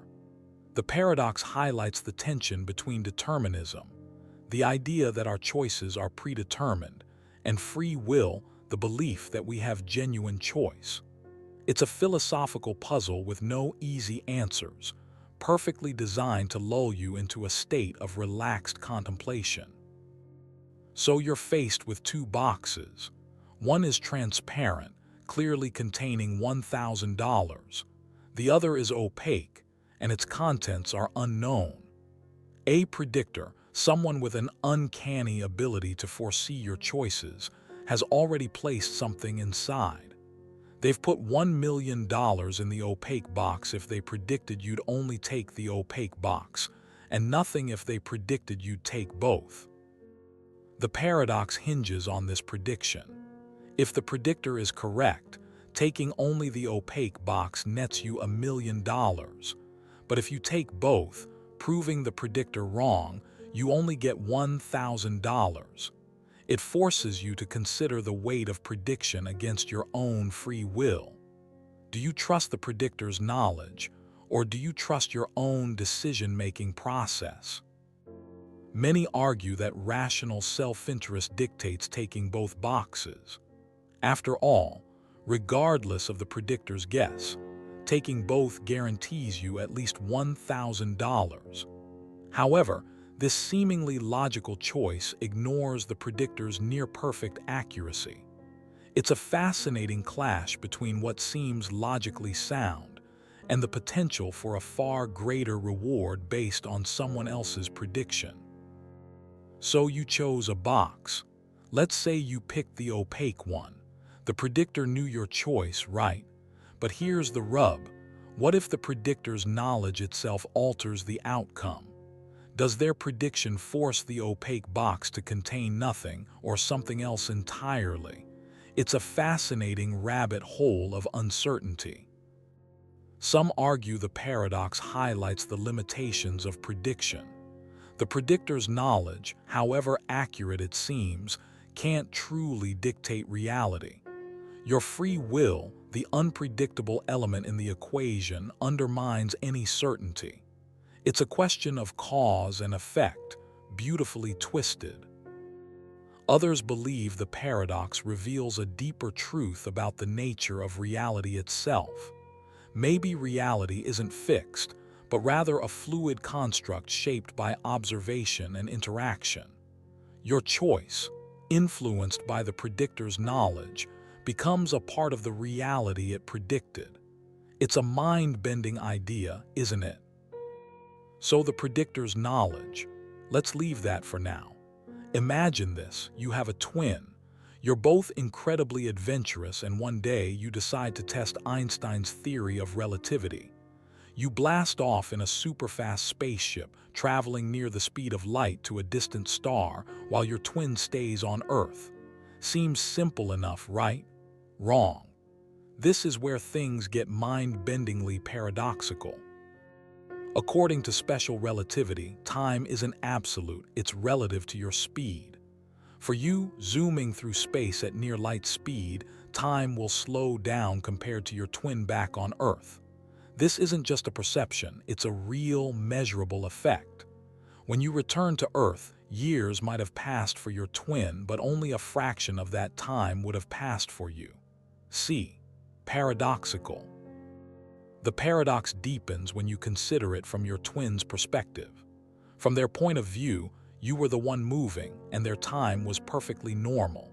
So, who's right? Both of you, actually, because the effect is completely symmetrical. The key is that the concept of simultaneity, what seems to happen at the same time, is relative to your frame of reference. This is where the true mind-bending nature of the twin paradox reveals itself, leaving you pondering the true nature of time itself. So you're blasting off in your rocket, leaving your twin behind. Einstein's theory says that the faster you go, the slower time passes for you relative to someone who's stationary. It's not a perception thing, it's a real, measurable effect. Think of it like this: you're experiencing time at a different rate. The closer you get to the speed of light, the more pronounced this effect becomes. If you could travel at near light speed for a year, you might return to find your twin much older than you. Years might have passed for them, while only a few months passed for you. It's a mind-bending concept, isn't it? This isn't just theoretical, it's been experimentally verified. Atomic clocks flown on high-speed jets have shown minuscule but measurable time differences compared to identical clocks on the ground. These differences, though small, confirm the reality of time dilation. It's a fundamental aspect of the universe. So you see, the twin paradox isn't about a contradiction in the laws of physics, but a difference in perspective. It's all about those frames of reference. Imagine you're on that rocket, zooming through space.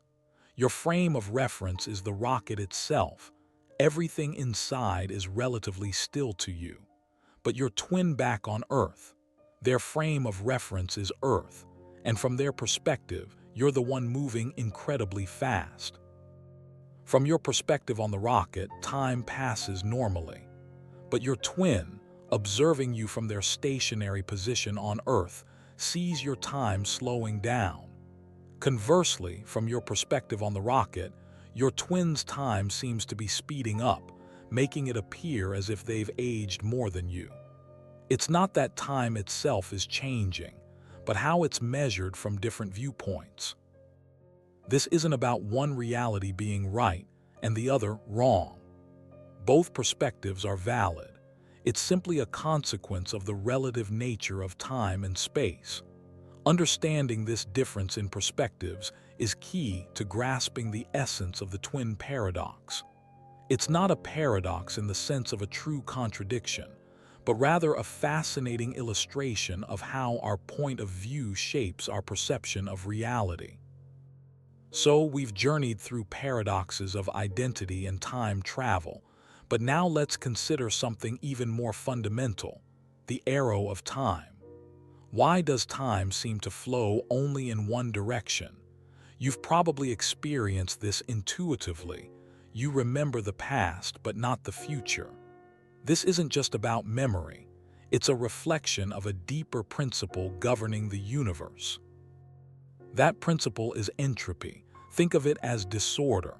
In a closed system, entropy always increases. A dropped glass shatters. You can't spontaneously reassemble it. This increase in disorder is intrinsically linked to the direction of time. The past is a state of lower entropy, the future higher. Time's arrow points toward increasing chaos. Causality, the relationship between cause and effect, is also deeply intertwined with this. You see an effect, and you naturally look for its cause, tracing it back through time. This wouldn't work if time were reversible. The cause always precedes the effect, another manifestation of time's inherent directionality. Consider the simple act of building a sandcastle.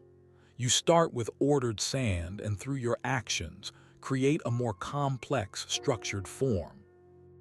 But left alone, the castle will inevitably crumble, returning to a state of higher entropy. So, as you drift off to sleep, consider the profound implications of the arrow of time.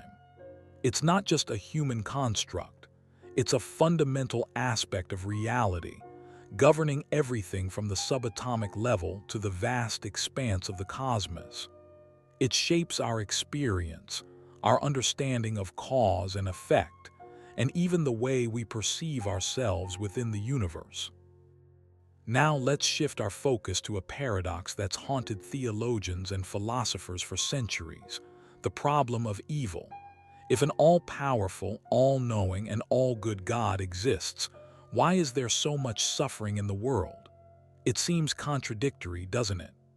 A perfect God wouldn't allow pain and injustice to exist, yet here we are, grappling with the realities of a world filled with both beauty and brutality. This is the core of the paradox. Some argue that evil is a necessary counterpart to good, a shadow that defines the light. Others suggest that free will, the ability to choose between good and evil, necessitates the existence of suffering. Imagine a world without choice. Would it truly be good?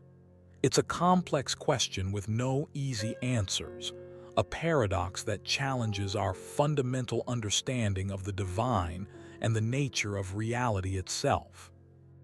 The problem of evil isn't just a theological puzzle, it's a deeply personal one. It forces you to confront your own beliefs and grapple with the existence of suffering in your own life and the lives of others. There's no single solution, no definitive answer. Instead, it's a question that invites contemplation, a journey into the depths of your own understanding of faith, morality, and the universe. So you're left wondering, if God is all-powerful and good, why does suffering exist? It's a question that's plagued humanity for ages. Some believe suffering is a test of faith, a way to strengthen your spirit. Others see it as a consequence of free will, the inevitable byproduct of our choices and the choices of others. Think about it, the capacity for both great love and immense cruelty seems intertwined with our freedom to choose. Perhaps suffering isn't inherently bad. Maybe it's a catalyst for growth, compassion, and ultimately, a deeper understanding of both yourself and the world around you. Consider the resilience of the human spirit. How often do we rise from adversity stronger and more empathetic than before? This perspective suggests that even within suffering, there's a potential for something beautiful and profound. Of course, this doesn't diminish the pain and injustice of suffering. It doesn't erase the atrocities that have plagued humanity throughout history. But perhaps it offers a different framework for understanding it, not as a flaw in creation, but as an intrinsic part of a complex, interwoven reality. A reality where even amidst darkness, there are glimmers of hope and resilience. So you've wrestled with the problem of evil. How can a benevolent, omnipotent God allow suffering? Theodicy, my friend, attempts to bridge this seemingly unbridgeable gap. One approach suggests that evil isn't inherent but a consequence of free will. God granted us the freedom to choose, and with that freedom comes the possibility of choosing wrongly, causing suffering for ourselves and others. It's a tough pill to swallow, isn't it? Another perspective frames suffering as a necessary part of a greater, ultimately good plan. Think of it like a sculptor chipping away at a block of marble. The process is messy, even painful, but the final result is something beautiful and meaningful. This view suggests that even amidst suffering, God is working towards a higher purpose, one we may not fully grasp in our limited human perspective. Some theologians propose that evil is a consequence of humanity's rebellion against God. The fall from grace, the introduction of sin, these acts, they argue, are the root cause of suffering in the world. This perspective often emphasizes the need for repentance and redemption as pathways to overcoming the effects of evil. It offers a framework for understanding suffering as a consequence of our choices, not God's will. Now let's dive into a truly mind-bending concept, the simulation hypothesis. Imagine this. You're not experiencing reality as you know it, but rather, you're a character in a sophisticated computer simulation. Sounds like science fiction, right? But philosophers and scientists have seriously explored this possibility. It challenges our fundamental understanding of existence, questioning whether what we perceive is truly real or just a highly advanced program. The core argument rests on the idea of exponentially advancing technology.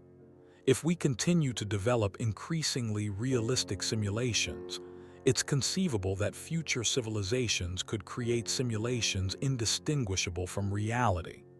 And if that's possible, the probability that we're already in one becomes surprisingly high. It's a dizzying thought, isn't it?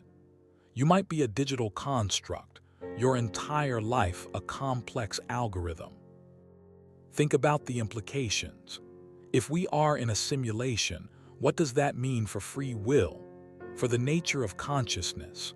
Are our choices truly our own, or are they predetermined by the parameters of the simulation? These questions unravel layers of philosophical and scientific inquiry. It's a paradox within a paradox, a puzzle wrapped in an enigma, slowly lulling you into a peaceful slumber. So you've considered the simulation hypothesis. But what if it's not just about whether we're simulated, but about the very nature of authenticity within any reality, simulated or not? Imagine you're a character in a game, completely unaware.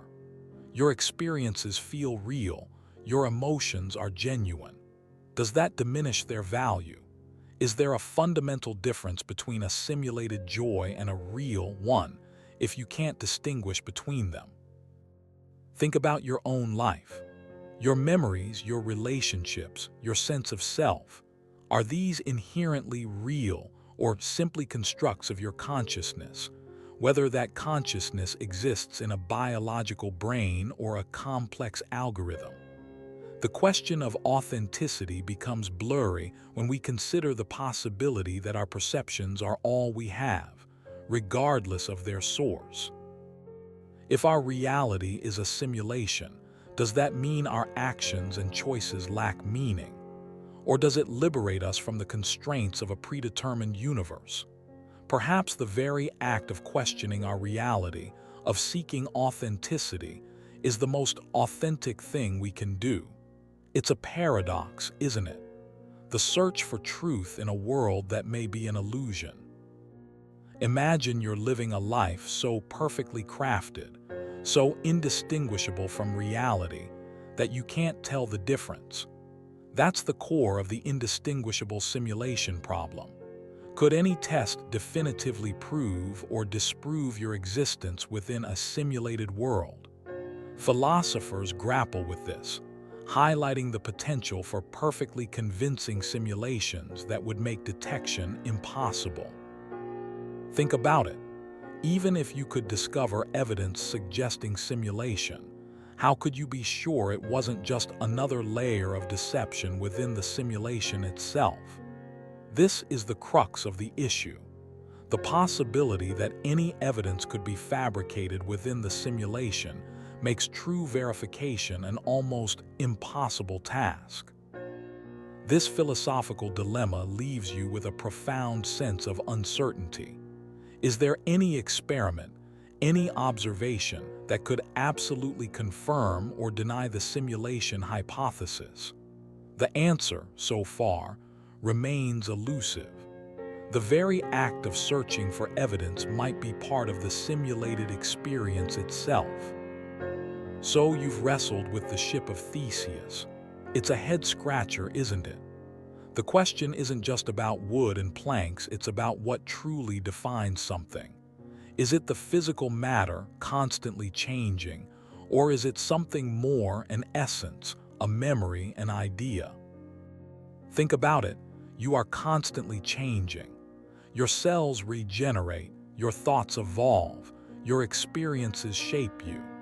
Are you still you, even though almost nothing remains of the person you were 10 years ago?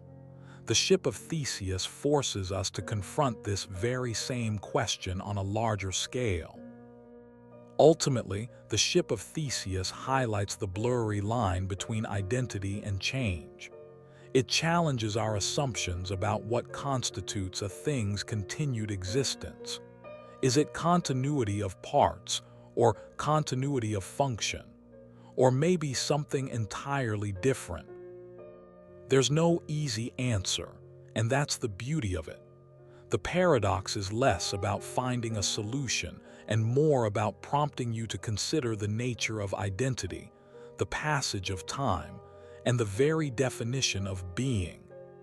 Let these thoughts drift through your mind as we move on to our next puzzle. So, the grandfather paradox. You've seen how it works. You go back in time, you prevent your own birth, and poof, you cease to exist. But the real mind bender isn't just the contradiction, it's the implications for free will. If your actions are predetermined by the very fact that you exist to travel back in time, where does your choice actually fit in? It challenges the very idea of causality. We usually assume cause precedes effect, but the grandfather paradox throws that into question. If your existence is the cause of your own prevention, then what is the true cause? Does this even make sense? It's a frustrating loop that highlights the limitations of our understanding of time itself. Think about it. If time travel were possible, would it be possible to change the past? And if you could, would the universe somehow correct itself? Does the very act of traveling back in time ensure that the paradox cannot occur, making the act of time travel self-defeating? These are questions that still puzzle physicists and philosophers alike. Ultimately, the grandfather paradox isn't just a fun thought experiment. It's a profound exploration of the nature of reality, causality, and the very fabric of time. It forces you to question the assumptions you make about the universe and the seemingly straightforward relationship between cause and effect. Let these thoughts drift through your mind as you relax. So, the bootstrap paradox. It's a twist on time travel, isn't it? Imagine a scenario where an object or piece of information exists without a clear origin. It's like a self-creating loop, something that exists because it already exists. Think of a time traveler bringing back a crucial piece of technology, only to discover that the technology itself is the source of the information they used to build it in the future. It's a circular causality that makes your head spin, right? The key theme here is the breakdown of linear causality. You're used to a cause and effect chain, but the bootstrap paradox throws that out the window. There's no true origin point. The information simply is, existing in a perpetual loop. It challenges our understanding of where ideas and inventions come from, forcing you to consider the possibility of self-contained information loops within the fabric of reality itself. It's a truly unsettling thought, isn't it? Another key aspect is the question it raises about originality and creation. If something exists without a clear origin, does that diminish its value or importance? Does it matter if an invention or idea seemingly appeared out of nowhere? The paradox suggests that perhaps originality isn't as straightforward as we assume. It could be that some things simply are, existing in a timeless, self-contained loop, defying our conventional notions of creation and invention. So Zeno's paradoxes, they're all about motion, or rather the illusion of motion. Think about it. You're trying to walk across a room, but before you reach the other side, you have to cross half the distance, then half of that remaining distance and half of that. It seems like you'll never actually get there, caught in an infinite regress of ever smaller steps. Pretty mind-bending, huh? The core idea behind Zeno's paradoxes is the challenge to our intuitive understanding of space and time.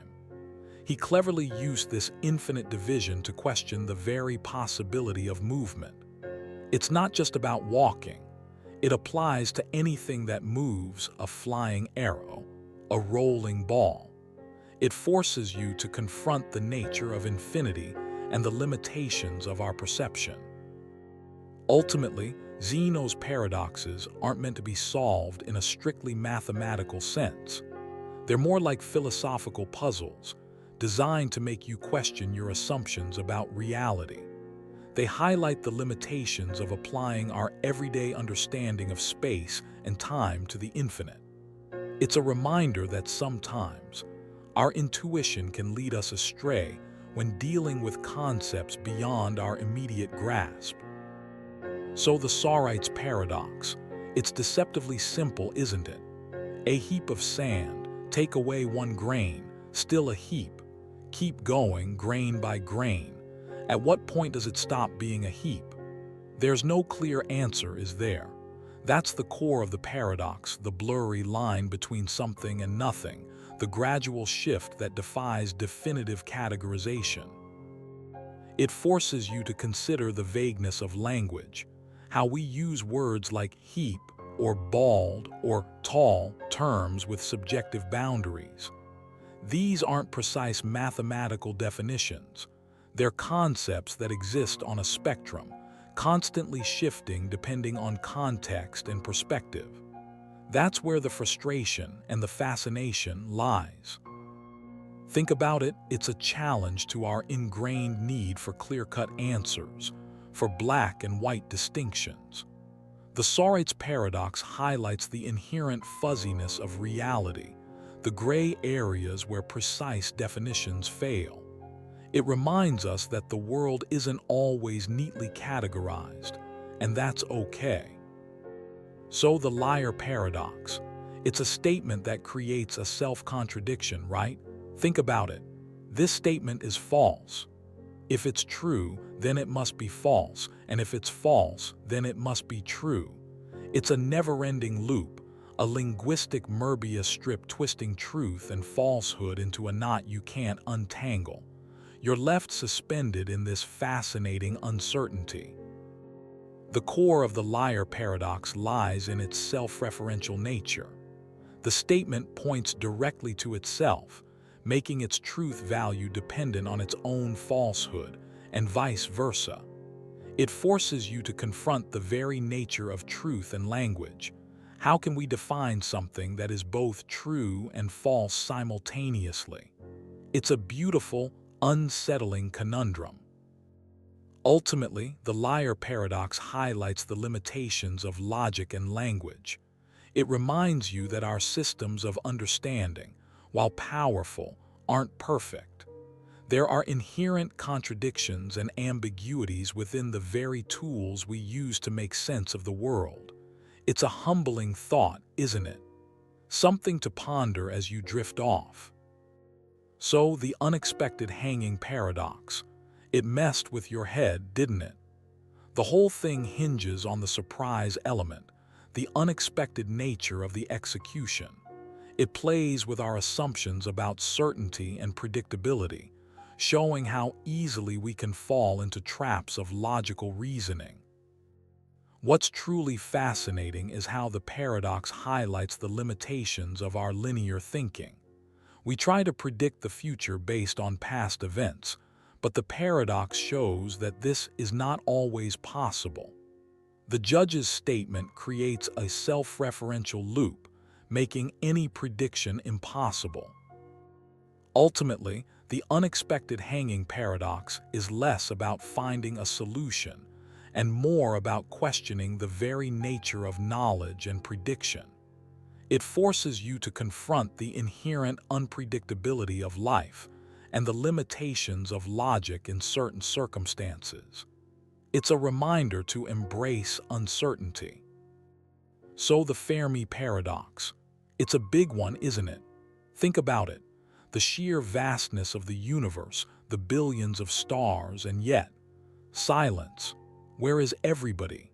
The paradox highlights the striking contrast between the high probability of extraterrestrial life existing, given the universe's scale, and the complete lack of any observable evidence of it. One key theme is the sheer scale of time and space. We've only been actively searching for extraterrestrial life for a tiny fraction of human history, let alone the age of the universe. Maybe they're out there, but so far away or so different from us that we haven't even noticed yet. Or perhaps, civilizations rise and fall so quickly that the chances of overlapping with another are incredibly slim. Another crucial aspect is the potential for technological limitations. Maybe interstellar travel is simply impossible, or far more challenging than we currently imagine. Perhaps there are fundamental physical laws we haven't discovered yet that prevent widespread interstellar colonization. Or maybe advanced civilizations choose not to engage with less advanced ones, for reasons we can only speculate about. Ultimately, the Fermi paradox forces us to confront our own biases and assumptions about the universe and our place within it. It's a reminder of how much we don't know, and how much more there is to discover. It's a puzzle that keeps us looking up at the stars, wondering and dreaming. So the paradox of choice. It's a funny thing, isn't it? We're told that more options are better, that freedom of choice is paramount. But what happens when you're faced with a supermarket aisle overflowing with jams or a streaming service with thousands of films? Suddenly, that abundance becomes overwhelming.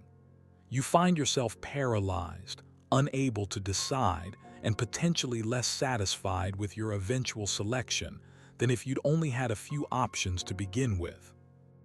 The key theme here is the conflict between our desire for autonomy and the cognitive limitations we face. We want to make the perfect choice, the one that maximizes our happiness. But the sheer number of possibilities makes that impossible. The effort of evaluating all those options drains our mental resources, leaving us feeling stressed and possibly regretful, regardless of the decision. This leads to another crucial point, the illusion of control. We believe that having more choices gives us more control over our lives, but the paradox shows us that this is often a delusion.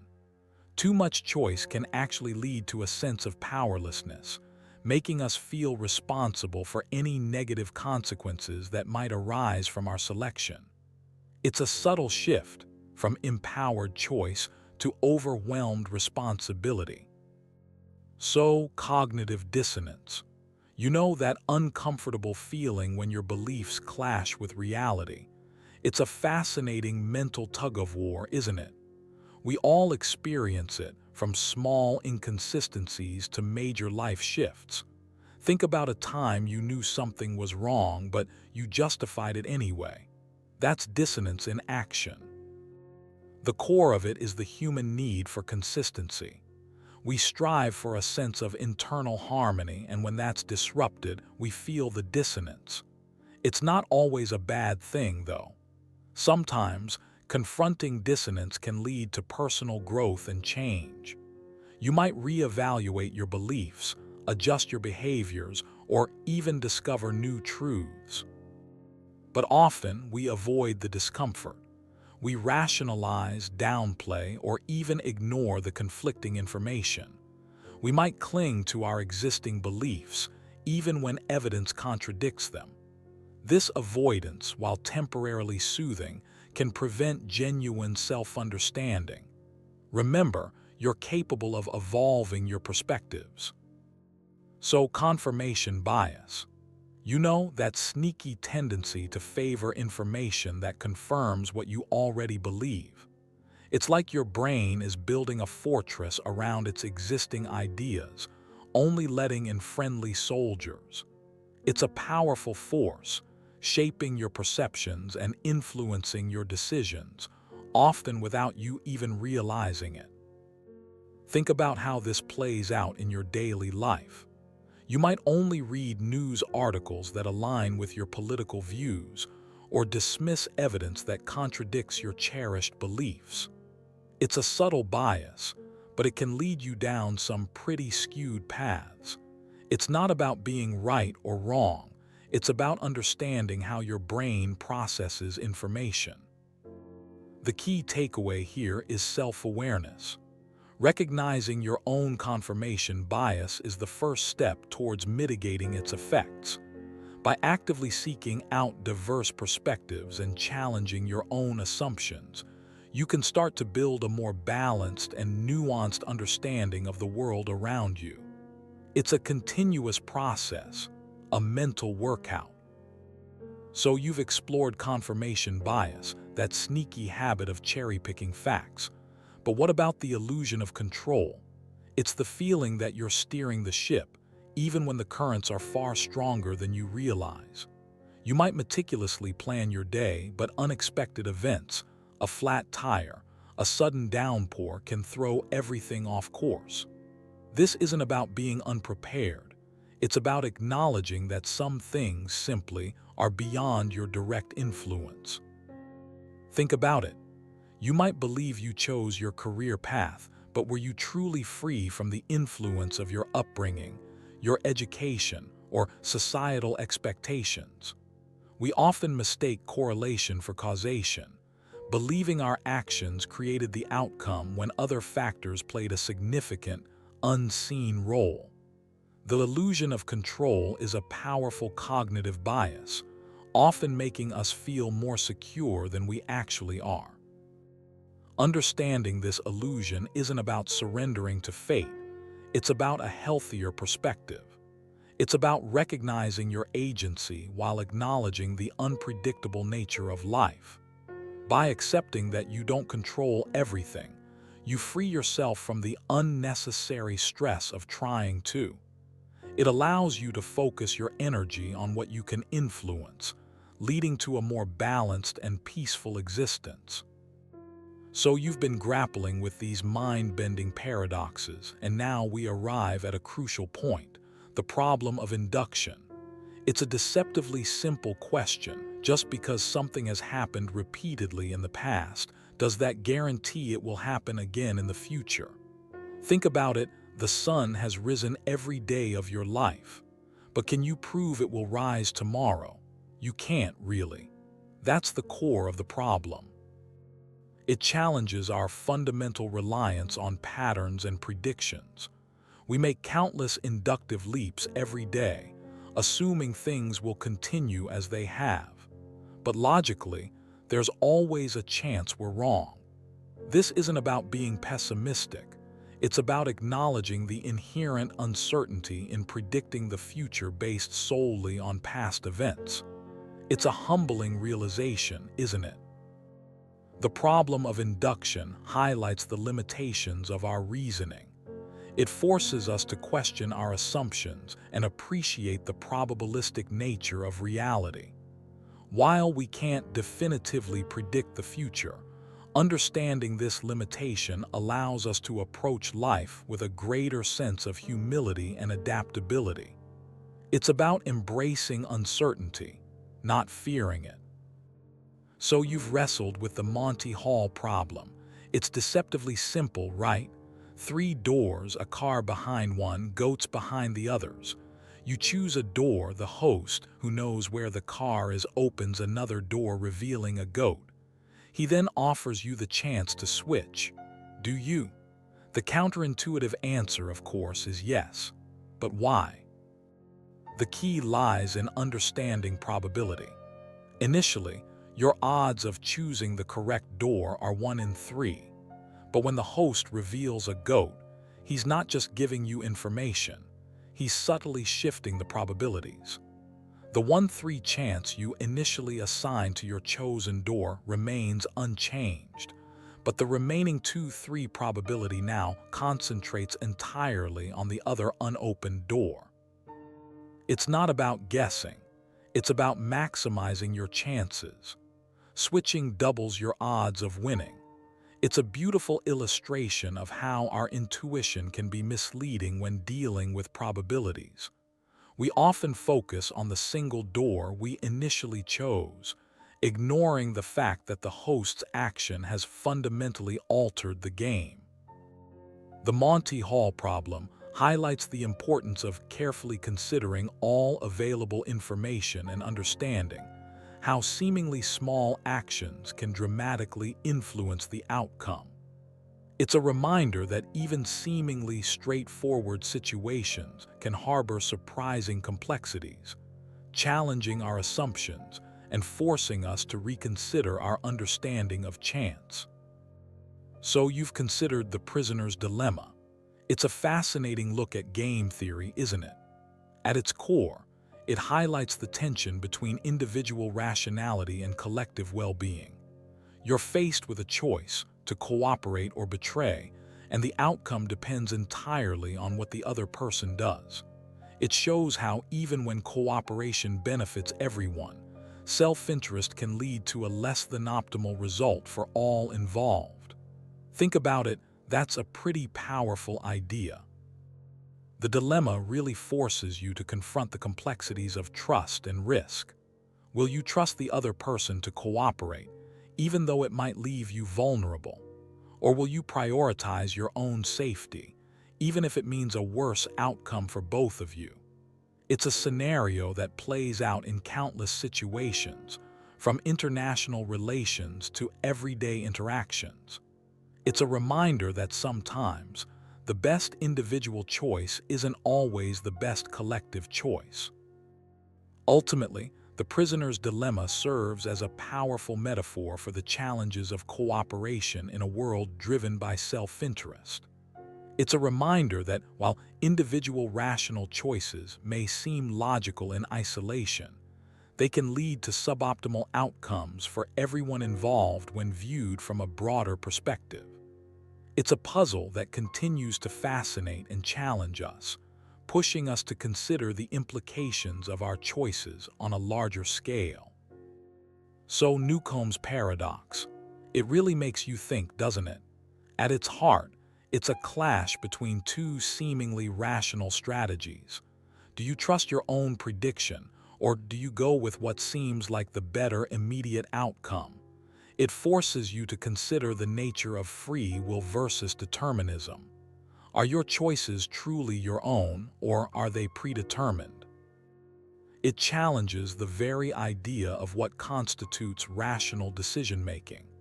Is it about maximizing your immediate gain, or is it about understanding the larger game at play? It's a fascinating exploration of the limits of our predictive capabilities and the potential influence of unseen forces. You might find yourself questioning your own assumptions about cause and effect. Ultimately, Newcomb's paradox highlights the inherent uncertainties involved in decision-making under conditions of incomplete information. You're constantly weighing probabilities, assessing risks, and ultimately, making a leap of faith. It's a reminder that even with the best possible information, there's always an element of chance involved. And sometimes, the most rational choice isn't the one that yields the greatest reward. So the twin paradox, it's a head-scratcher, isn't it? At its core, you've got two twins, one embarking on a relativistic space journey, the other staying put on Earth. The twist: when the traveling twin returns, they're younger. This isn't about some magical anti-aging serum. It's about the relative nature of time itself, warped by immense speeds. The paradox highlights the mind-bending effects of Einstein's theory of special relativity. Time isn't absolute, it's relative to your frame of reference. For the traveling twin, time literally slows down compared to their earthbound sibling. It's not just a perception, it's a measurable difference. It forces you to confront the idea that time isn't a constant, universal river flowing at the same rate for everyone. It's a flexible, malleable dimension, affected by gravity and velocity. And this isn't just theoretical. Experiments have confirmed time dilation at smaller scales. Ultimately, the twin paradox isn't a true paradox in the sense of a logical contradiction. It's a counterintuitive consequence of a well-established scientific theory. It challenges our everyday assumptions about time and space, reminding us that the universe operates on principles far stranger than we might intuitively grasp. So, let these thoughts drift through your mind as you gently drift off to sleep. So you've journeyed through paradoxes that bend time and reality. We've wrestled with the Ship of Theseus, questioning what makes something truly itself. We've explored the grandfather paradox, contemplating the chaos of altering your own past. The bootstrap paradox showed us how things can exist without a clear origin, a truly mind-bending concept.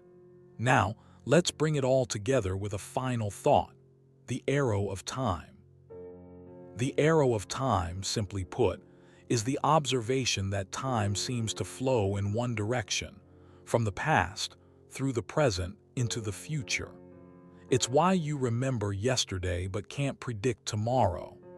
This isn't just a human experience. It's a fundamental aspect of the universe as we understand it, influencing everything from the expansion of the cosmos to the decay of particles. Think about it. You can't unscramble an egg, you can't rewind a movie of your life. These paradoxes, while thought experiments, highlight the seemingly irreversible nature of time, the one-way street we're all traveling on. This directionality, this arrow, is a key element that separates the past, present, and future, making our experience of time unique and profoundly impactful. So the problem of evil, it's a head-scratcher, isn't it? If a supremely good and powerful God exists, why is there so much suffering in the world? It's a question that's plagued philosophers for centuries, and honestly, there's no easy answer. We've looked at paradoxes that twist time and reality, but this one feels different, more personal, maybe even a little unsettling. Some argue that evil is a necessary component of free will, that without the capacity for choice, true goodness wouldn't exist. Others suggest that suffering is a test of faith, a path to spiritual growth, and still others point to the vastness of the universe, suggesting that our understanding of good and evil might be limited by our own perspective. The key themes here are the tension between omnipotence, omniscience, and omnibenevolence, a perfect God possessing all three, and the undeniable presence of suffering. It's a paradox that highlights the limitations of human understanding when grappling with concepts that transcend our everyday experience. Perhaps the true mystery isn't the existence of evil, but our persistent attempts to reconcile it with our ideas of a divine being. So, the simulation hypothesis. It's a mind-bender, isn't it? Imagine you're a character in a video game, so incredibly realistic you can't tell the difference. That's the core idea. We're not necessarily talking about a malevolent programmer pulling strings, but rather the possibility that our reality is a sophisticated simulation, perhaps created by a far more advanced civilization. One of the key themes is the indistinguishability argument. If the simulation were perfect, you couldn't prove otherwise. Every observation, every experiment would be consistent with your being in a simulation or not. It's like that brain teaser. You can't prove that you are not dreaming right now. Think about that for a second. Another crucial aspect is the sheer scale and complexity. To create a simulation as detailed as our reality would require unimaginable computing power and resources. This leads to questions about the simulators themselves. Who are they, and what are their motivations? Are they even conscious entities, or something beyond our comprehension? So you've pondered the universe's biggest mysteries. Now, let's gently shift gears. Let the paradoxes fade into the background, replaced by the quiet rhythm of your breath. Feel the tension slowly melting away, like ice on a warm summer's day. Close your eyes and let the soothing sounds wash over you, carrying away any lingering thoughts. Imagine yourself floating on a calm, clear lake. The water is still, reflecting the soft glow of the setting sun. Feel the gentle rocking motion, a subtle sway that lulls you into a deeper state of relaxation. Let your worries drift away with the ripples, disappearing into the vastness of the water. Your body feels heavy, sinking deeper into the comfort of your bed. Each inhale and exhale becomes slower, more deliberate. The world outside fades away, replaced by the gentle hum of tranquility within. Let your mind wander, but not too far. Just allow yourself to be present in this moment of calm. Let the music guide you further into a state of peaceful slumber. It's okay to let go, to surrender to the embrace of sleep. You deserve this rest, this moment of quietude. Just breathe and let the sleep come naturally. Sweet dreams. Now let the soothing sounds wash over you. Imagine a gentle rain falling on soft earth, each drop a tiny whisper lulling you into tranquility. Close your eyes and let the rhythmic patter create a peaceful sanctuary within your mind. Feel the tension melt away with every subtle sound, replaced by a sense of calm and serenity. Let the world outside fade and focus solely on the gentle rhythm of the rain. Shift your focus to the gentle lapping of waves against a serene shore. Hear the soft hush of the ocean breeze, carrying with it the scent of salt and sea air. Picture yourself lying on a warm beach, feeling the sand beneath you.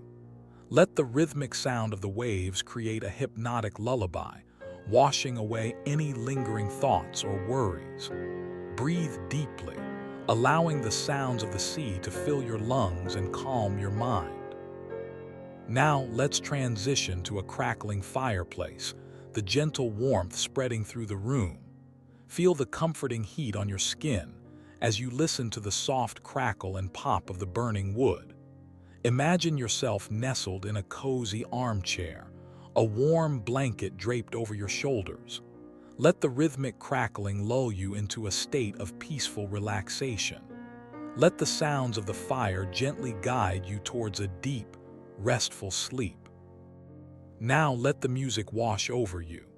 Feel the gentle rhythm, a soft pulse against the quiet hum of your thoughts. Let the melodies drift you away, each note a feather falling on still water.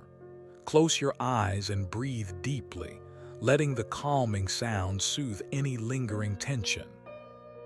Imagine yourself floating on a calm sea, the gentle lapping of waves against the hull of a small boat. The music is the wind whispering secrets to the water, carrying you further and further into a peaceful slumber. Let go of any worries, any anxieties. Just breathe and listen.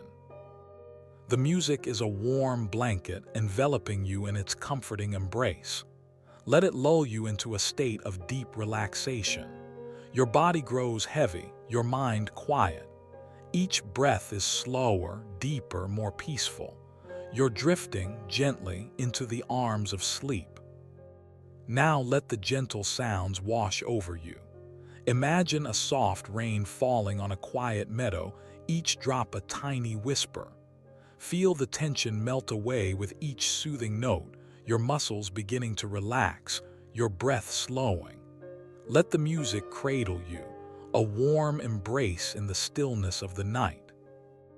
Your mind begins to quiet, the thoughts fading like distant echoes. Focus on the rhythm of your breathing, the steady rise and fall of your chest. Let the music guide you deeper into relaxation, a gentle current carrying you away from the day's worries. Let go of any remaining tension, surrendering to the peace. Drift further into the soothing soundscape. Feel the weight of your body sinking deeper into your bed, your limbs heavy with relaxation. Each breath is a gentle wave, washing away any remaining stress or anxiety. This is your time for complete rest and rejuvenation. Just let go.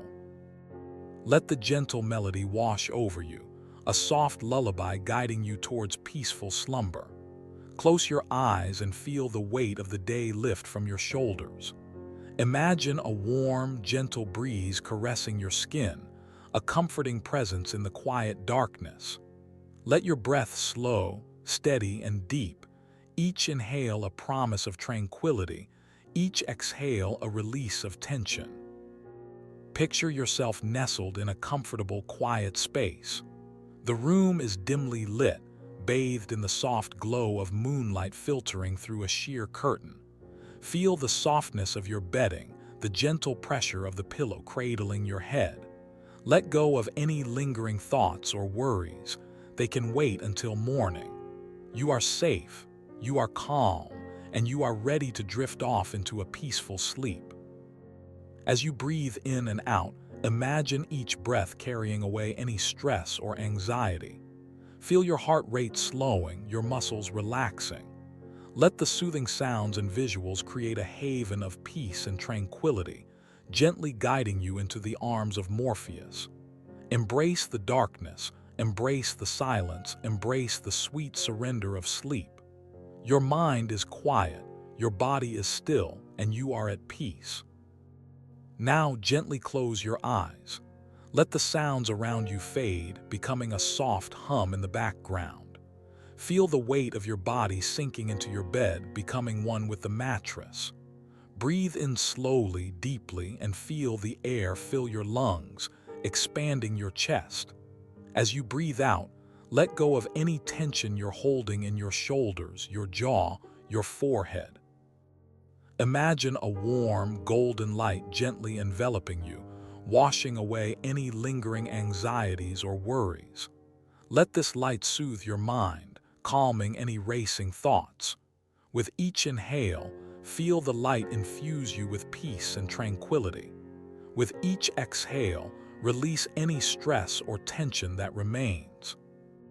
Visualize a peaceful scene, perhaps a quiet forest bathed in moonlight, or a serene beach with gentle waves lapping the shore. Allow yourself to fully immerse in this tranquil image, feeling the peace and calm it evokes. Let these images replace any lingering thoughts or worries. Continue breathing deeply and evenly. Feel your heartbeat slowing, your muscles relaxing. Your body is becoming heavy, sinking deeper into your bed. Let go of the day, let go of your thoughts, let go of everything. You are safe, you are comfortable, you are at peace. Drift off to sleep, knowing you'll wake refreshed and renewed. Now let's begin a gentle body scan. Bring your awareness to your toes. Feel the weight of your feet on the bed, the subtle pressure against the sheets. Notice any sensations, tingling, warmth, coolness. Don't judge them, simply observe. Breathe in deeply, and as you exhale, let go of any tension you find there. Let the relaxation flow from your toes up your feet. Move your attention upwards to your ankles and calves. Feel the muscles, the tendons, the skin. Again, notice any sensations without judgment. Breathe deeply, and as you exhale, release any tension you find in your legs. Allow the relaxation to spread like a warm wave washing over you.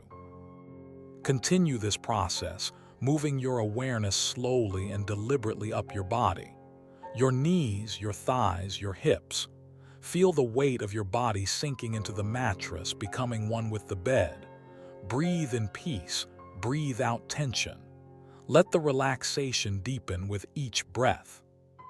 Your abdomen, your chest, your back. Notice the rise and fall of your breath, the gentle rhythm of your heartbeat.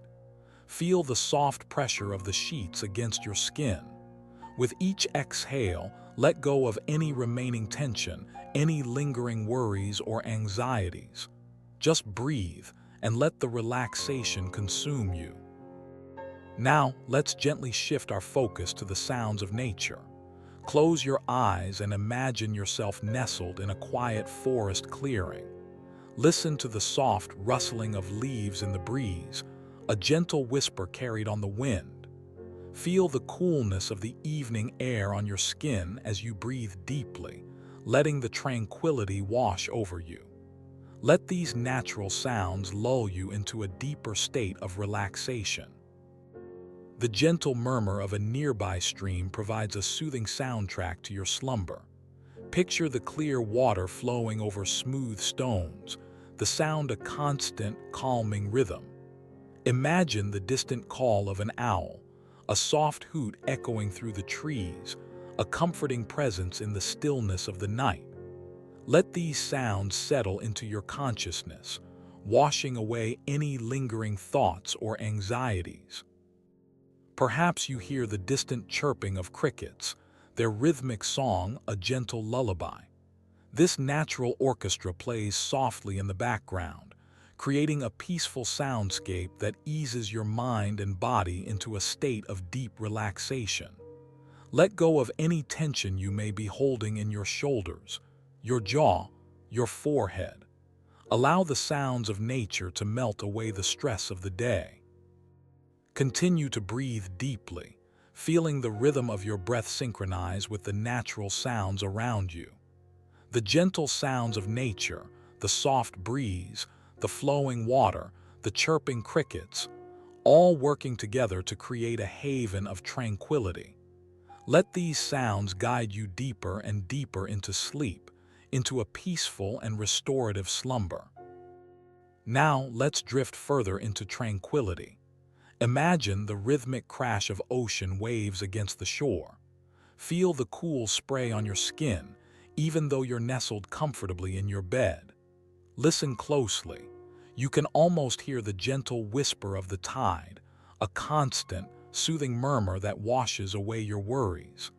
Let the sound of the sea lull you into a deeper state of relaxation. The ocean's rhythm is a natural lullaby, a hypnotic pulse that slows your heartbeat and eases your mind. Each wave is a gentle reminder to let go, to surrender to the calmness of the moment. Breathe deeply, inhaling the salty air, exhaling any tension you may be holding onto. Let the ocean's embrace wash over you, carrying away stress and anxiety. And now, as the ocean whispers its secrets, let's add another layer of serenity. Imagine a soft, steady rain begins to fall. Not a harsh downpour, but a gentle patter against your window pane. Each drop is a tiny percussion instrument, creating a soothing melody that complements the ocean's rhythm. Feel the coolness of the rain on your skin, a refreshing sensation that awakens your senses. The combined sounds of the ocean and the rain create a perfect soundscape for sleep. Let the rhythmic combination lull you into a state of deep relaxation. Allow yourself to drift away, letting the sounds wash over you, cleansing your mind and preparing you for a restful sleep. You are safe, you are calm, you are at peace. Now close your eyes and let the sounds of the forest wash over you. Imagine the gentle rustling of leaves in the breeze, a soft symphony played only for you. Feel the coolness of the night air on your skin, a gentle caress as you drift off. Listen to the distant hoot of an owl, a lonely call answered only by the cricket's chirping chorus. The rhythmic patter of rain on leaves creates a soothing percussion, a natural lullaby to lull you into a peaceful slumber. Picture the soft glow of fireflies twinkling in the distance, like tiny stars fallen to earth. Let the sounds of the forest lull you into a deep, restful sleep. Let your worries melt away with each drop of rain. Feel the weight of your eyelids growing heavier, your breath slowing, your muscles relaxing. The forest's embrace is a comforting blanket, shielding you from the world's worries. Let the gentle sounds of nature guide you into a state of deep relaxation and peaceful sleep. You are safe, you are calm, you are drifting. Now let's gently shift our focus.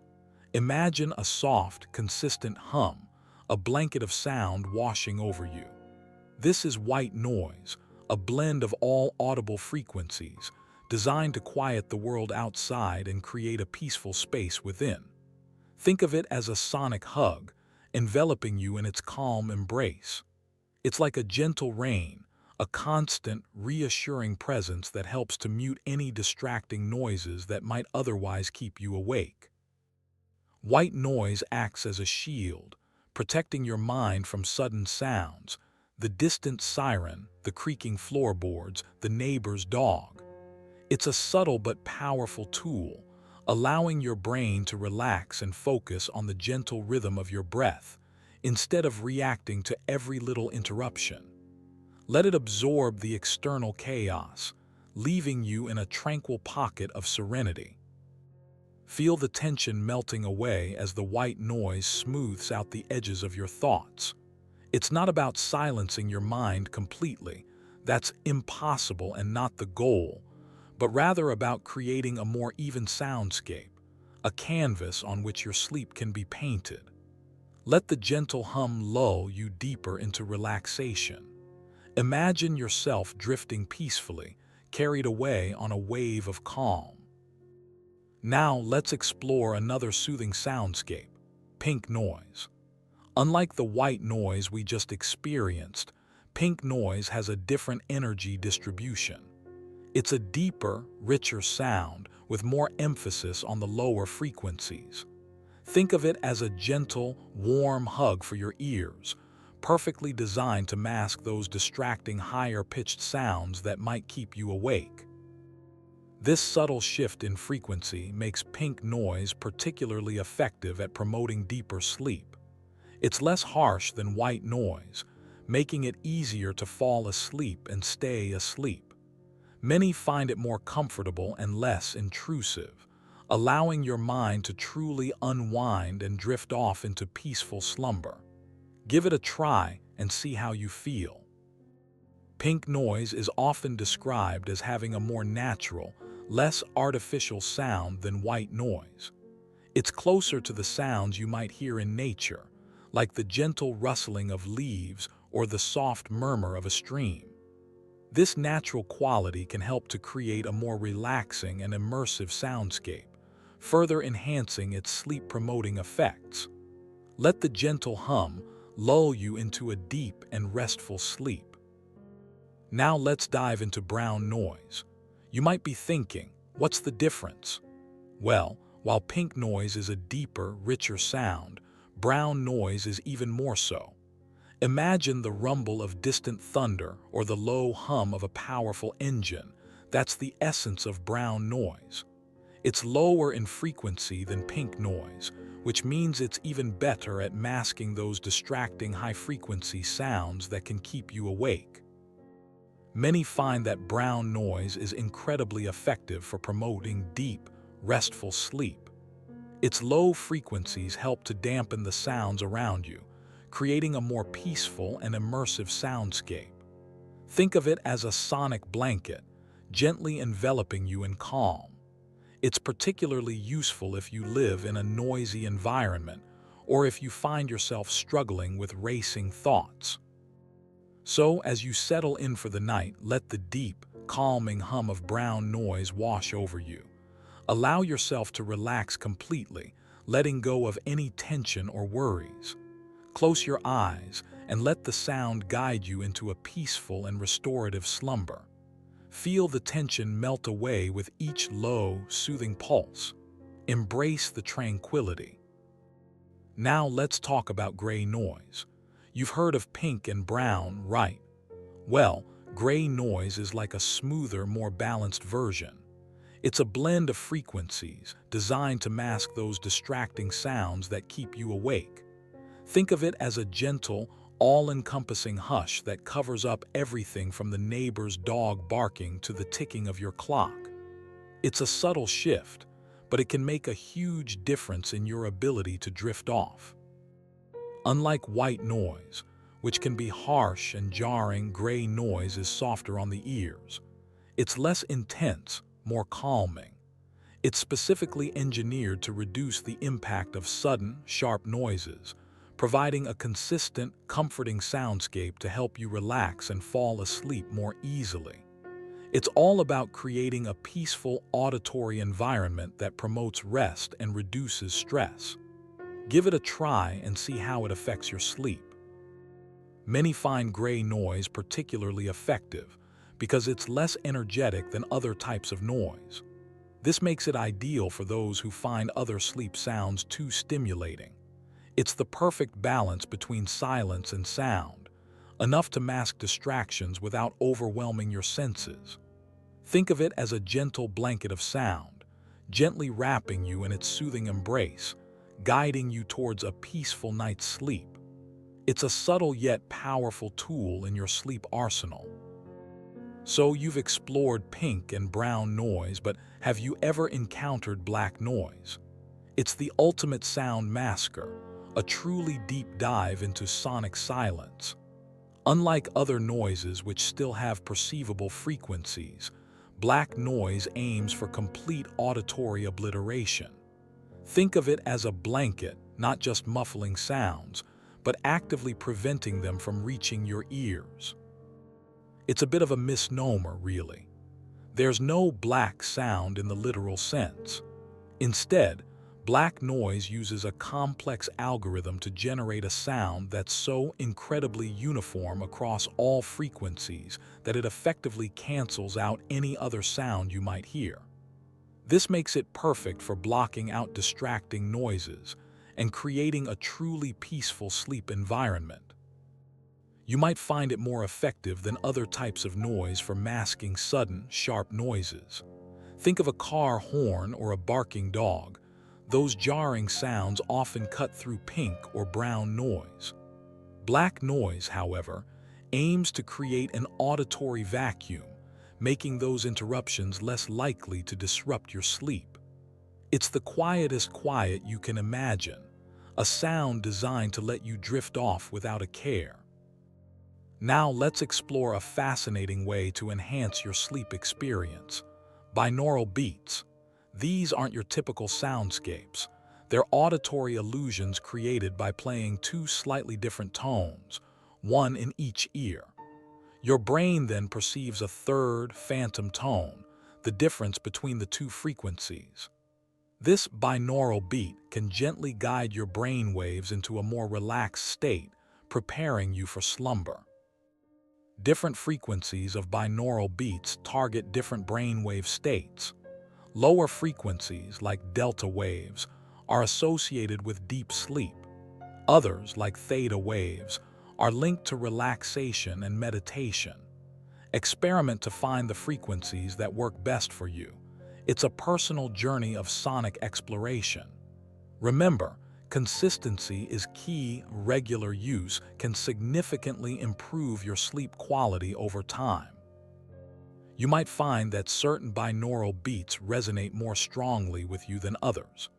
Some people find that nature sounds layered with binaural beats create an even more profound sense of calm. It's all about finding your perfect sleep symphony. Don't be afraid to explore different combinations and sources. The goal is to find what helps you drift off easily and wake up feeling refreshed. Now let's talk about isochronic tones. Unlike binaural beats, these aren't tricks of the ear. They're pulses of sound, all at the same frequency, delivered directly to your brain. Think of them as rhythmic brain nudges, gently guiding you towards a state of deep relaxation. They're incredibly effective at slowing your brain waves, paving the way for peaceful sleep. These consistent pulses create a powerful, yet subtle effect. You might find yourself feeling calmer almost immediately, the tension melting away like ice in the sun. The rhythmic nature of these tones can help regulate your heartbeat and breathing, leading to a sense of profound peace and tranquility. It's like a gentle wave washing over you, carrying away all your worries. Many find isochronic tones far more effective than other sleep sounds for achieving deep relaxation. The consistent, unwavering rhythm helps to quiet the mental chatter that often keeps us awake. It's a powerful tool for shutting down that inner monologue and allowing your mind to drift into slumber. Let the steady beat lull you into a state of blissful unconsciousness. So you've heard about binaural beats, but now let's dive into delta waves. These aren't subtle sound illusions. They're deep, slow brainwave patterns associated with your deepest sleep. Think of them as the soundtrack to your body's nightly repair work, the time when your cells regenerate and your mind consolidates memories. Delta waves, oscillating at frequencies between 0.5 and 4 Hz, are the slowest brain waves. They're crucial for physical and mental restoration. While you're in this deep sleep, your body is busy repairing tissues, strengthening your immune system and clearing out cellular waste. It's the foundation of true, rejuvenating rest. Listening to delta wave sounds isn't about forcing yourself to sleep. It's about gently guiding your brain towards that deep, restorative state. It's like providing a gentle nudge, a subtle invitation for your mind and body to surrender to the healing power of sleep. Think of it as a natural lullaby, designed to soothe your mind and prepare you for a truly restful night. Now let's talk about theta waves. These are slower than alpha waves, and they're your gateway to deep relaxation. Think of them as the gentle hum of your brain slowing down, preparing for sleep. You'll feel a sense of calm wash over you as these waves take hold, melting away the stresses of the day. It's like a warm blanket enveloping you, ready to carry you off to dreamland. Unlike the sharper, more focused alpha waves, theta waves are all about letting go. They're associated with that dreamy, twilight state between wakefulness and sleep. As you listen, imagine your worries drifting away like clouds on a breezy day. Let your mind wander, but don't strive for anything specific. Simply allow the waves to guide you towards tranquility. Theta waves are often used in meditation and mindfulness practices, helping you achieve a state of deep relaxation and focus. As you listen, you might find your thoughts becoming less cluttered, more spacious. This isn't about silencing your mind completely, but about creating space for inner peace. Let the gentle rhythm of the theta waves lull you into a state of calm acceptance. So breathe deeply, let your shoulders relax, and allow yourself to drift into this peaceful state. The gentle sounds and the calming theta waves will guide you towards a restful night's sleep.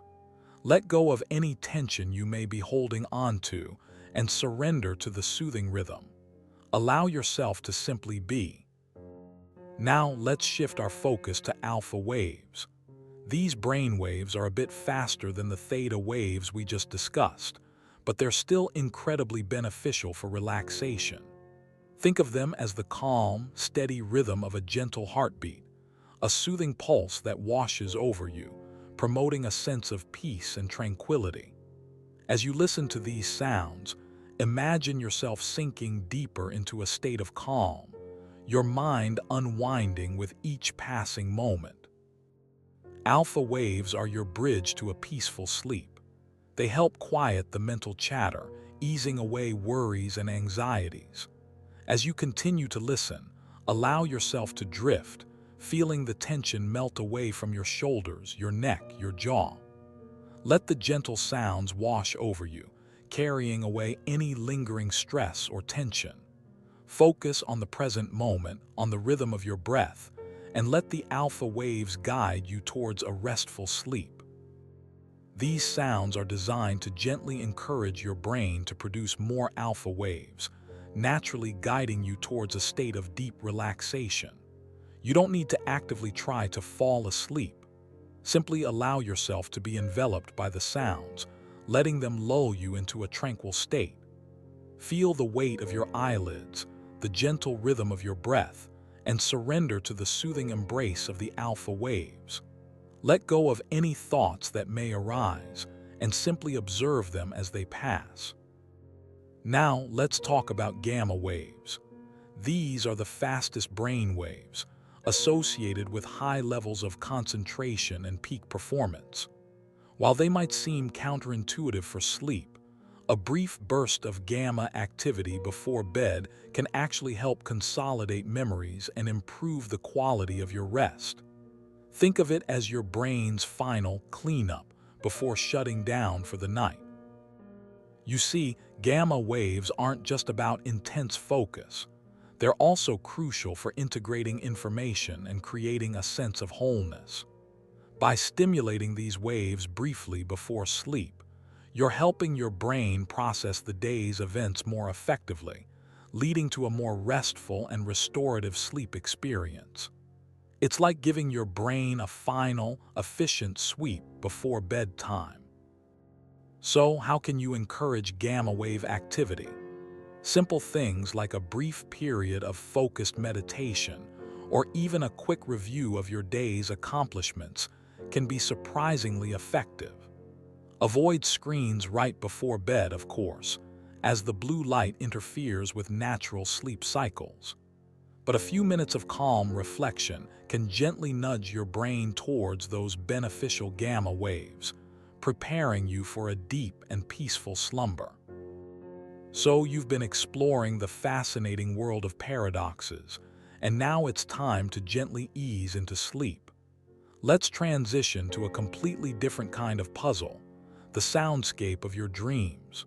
We'll use ambient sounds to create a peaceful, tranquil atmosphere, perfect for drifting off. Think of this as a sonic lullaby, guiding you towards a deep and restful sleep. Imagine yourself nestled in a quiet corner, surrounded by the gentle murmur of a stream. The soft patter of rain on leaves, the distant call of an owl, these sounds, subtly layered, will wash over you, creating a soothing auditory blanket. Let the worries of the day melt away as you become completely immersed in this peaceful soundscape. As you listen, you'll notice how the sounds shift and change, creating a dynamic yet calming experience. There's no need to focus, just let the sounds wash over you. Allow yourself to relax, letting go of any tension you might be holding onto. Breathe deeply and feel your body begin to unwind. This isn't just background noise. It's a carefully curated soundscape designed to promote relaxation and sleep. The subtle variations in volume and pitch will help to lull you into a state of deep tranquility. Soon, you'll find yourself drifting off to sleep, your mind peaceful and your body relaxed. Sweet dreams. So, we've journeyed through mind-bending paradoxes.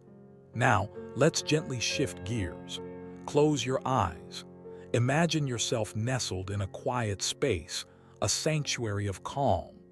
We're going to let the sounds of the night lull you into a peaceful sleep. Think of it as a sonic lullaby, a gentle stream of ambient music designed to soothe your mind and body. This isn't just background noise, it's a carefully crafted soundscape. Subtle melodies, whispering textures, and calming rhythms will wash over you. Let the music gently guide you away from the day's stresses and into the tranquil embrace of sleep. Feel the tension melt away with each passing note. The music will gradually slow, the sounds becoming softer, more ethereal. Allow yourself to drift along this sonic current, letting go of any lingering thoughts or worries. This is your time to relax, to unwind, to simply be. Let the music be your guide into the land of dreams. Now let the gentle strains of classical music wash over you. Imagine a softly lit room, perhaps a moonlit balcony as the music begins. Close your eyes and let the melodies lull you into a state of deep relaxation. Feel the tension melt away with each flowing note, each delicate chord. This isn't just music. It's a pathway to tranquility, a gentle bridge to sleep. Let the familiar harmonies of a piano concerto or the soaring strings of a symphony soothe your mind. Each piece has been carefully selected for its calming effect, its ability to quiet the racing thoughts that often keep us awake. Don't try to analyze the music. Simply let it flow through you, washing away the day's worries and anxieties. Breathe deeply and let the music guide you. Feel the rhythm of the music slowing your heart rate, easing the tension in your muscles. Your breathing becomes deeper, more regular. Each note is a gentle wave, carrying you further and further into a state of peaceful slumber. The world outside fades away, replaced by the soothing sounds of the orchestra, a symphony of relaxation perfectly tailored for your sleep. Now let the sounds of nature gently lull you to sleep. Imagine yourself nestled in a quiet forest clearing. Listen closely. You can almost hear the soft rustling of leaves in a gentle breeze, a symphony of whispers carried on the night air. Feel the cool earth beneath you, the soft moss a comforting cushion. Let the sounds wash over you, erasing the day's worries. The distant murmur of a stream provides a soothing background hum, its constant flow a gentle reminder of the continuous rhythm of nature. Perhaps you can hear the chirping of crickets, a high-pitched chorus that blends seamlessly with the rustling leaves. Let these sounds envelop you, creating a cocoon of peace and tranquility. As you drift further into relaxation, notice the subtle changes in the soundscape. The wind picks up slightly, causing the leaves to whisper more urgently, then softens again to a gentle sigh. The stream's murmur remains constant, a steady heartbeat in the quiet of the night. This natural ebb and flow will help to regulate your own breathing, guiding you towards a restful sleep. Let the gentle sounds of nature carry you away. Imagine the soft patter of rain on leaves, a distant owl's hoot, or the gentle lapping of waves on a distant shore. These sounds, soft and subtle, will continue to soothe you, guiding you deeper into a peaceful and restorative sleep. Let your body relax completely, surrendering to the calming embrace of nature's lullaby. Now let's shift our focus. Imagine the gentle patter of rain on your window pane. It's a soft, steady rhythm, a comforting lullaby. Feel the coolness of the droplets against your skin, a soothing sensation washing away the day's worries. Let the sound of the rain completely envelop you, a calming blanket of sound. Close your eyes and listen to the rhythm. Each drop is a tiny percussion instrument playing a delicate melody. Notice how the sound changes, sometimes a light shower, sometimes a more intense downpour. But even at its strongest, it's a comforting sound, a natural white noise that drowns out distracting thoughts. Let the rain wash over you, cleansing your mind and body. Imagine yourself drifting away on a raft of sound, carried gently down a river of tranquility. Each breath you take is synchronized with the rhythm of the rain, a deep, calming inhale and exhale. This is your sanctuary, your space of peace and quiet. Now let's imagine you're lying on a warm, sandy beach. The sun has just dipped below the horizon, painting the sky with fiery oranges and soft pinks. Listen closely. You can hear the gentle rhythm of the ocean waves, a constant, calming hush. Each wave whispers secrets to the shore, a soothing melody designed to lull you into a peaceful slumber. Feel the imaginary warmth of the sun on your skin, the gentle breeze carrying the salty scent of the sea.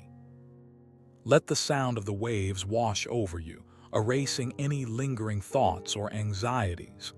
It's a natural, hypnotic rhythm, perfectly paced to slow your heart rate and ease your mind. Each crest and trough of the wave is a gentle invitation to drift off, to surrender to the embrace of sleep. Let the ocean's breath lull you into a state of profound relaxation. It's a rhythmic comfort, a natural sleep aid.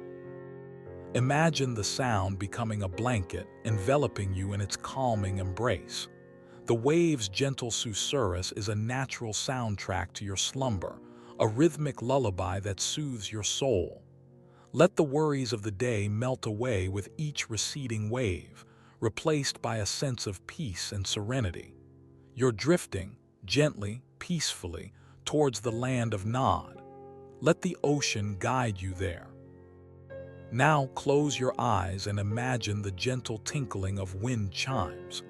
Picture them swaying softly in a warm breeze, their delicate melodies weaving a calming tapestry around you. Each chime is a tiny whisper, a soothing lullaby carried on the air. Let the sound wash over you, easing away the tension of the day. Feel the rhythm of the chimes slow your breath, encouraging a sense of peace and tranquility.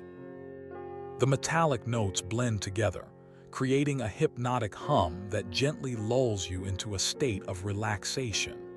Focus on the subtle variations in the sound, the way each chime resonates differently, creating a unique and ever-changing melody. Let the sounds become your focus, letting go of any lingering worries or thoughts. Feel the gentle rhythm of the chimes synchronize with your heartbeat, slowing it down, calming your nerves. Imagine the wind whispering secrets through the chimes, each note a soft caress on your soul. Let the sounds carry you away, drifting gently into a peaceful slumber. The chimes are your guide, leading you to a place of serenity and rest. Now let the crackling of a fire gently lull you into slumber. Imagine yourself nestled beside a hearth, the flames dancing and whispering secrets only the night understands. Feel the warmth radiating outwards, chasing away the chill and soothing your worries. Listen closely to the pops and crackles, each tiny sound a lullaby designed to ease your mind. The rhythmic popping is a comforting beat, a natural metronome guiding you towards peaceful sleep. Let the orange glow of the embers paint your eyelids with warmth. Breathe deeply, inhaling the imaginary scent of wood smoke and letting go of the day's stresses. This is your safe space, your sanctuary. Allow the sound to wash over you, a gentle wave carrying you away from the anxieties of the waking world. The fire's rhythm is hypnotic, a slow, steady pulse that synchronizes with your heartbeat. Your breath slows, your muscles relax. Let the crackling sounds become your personal meditation.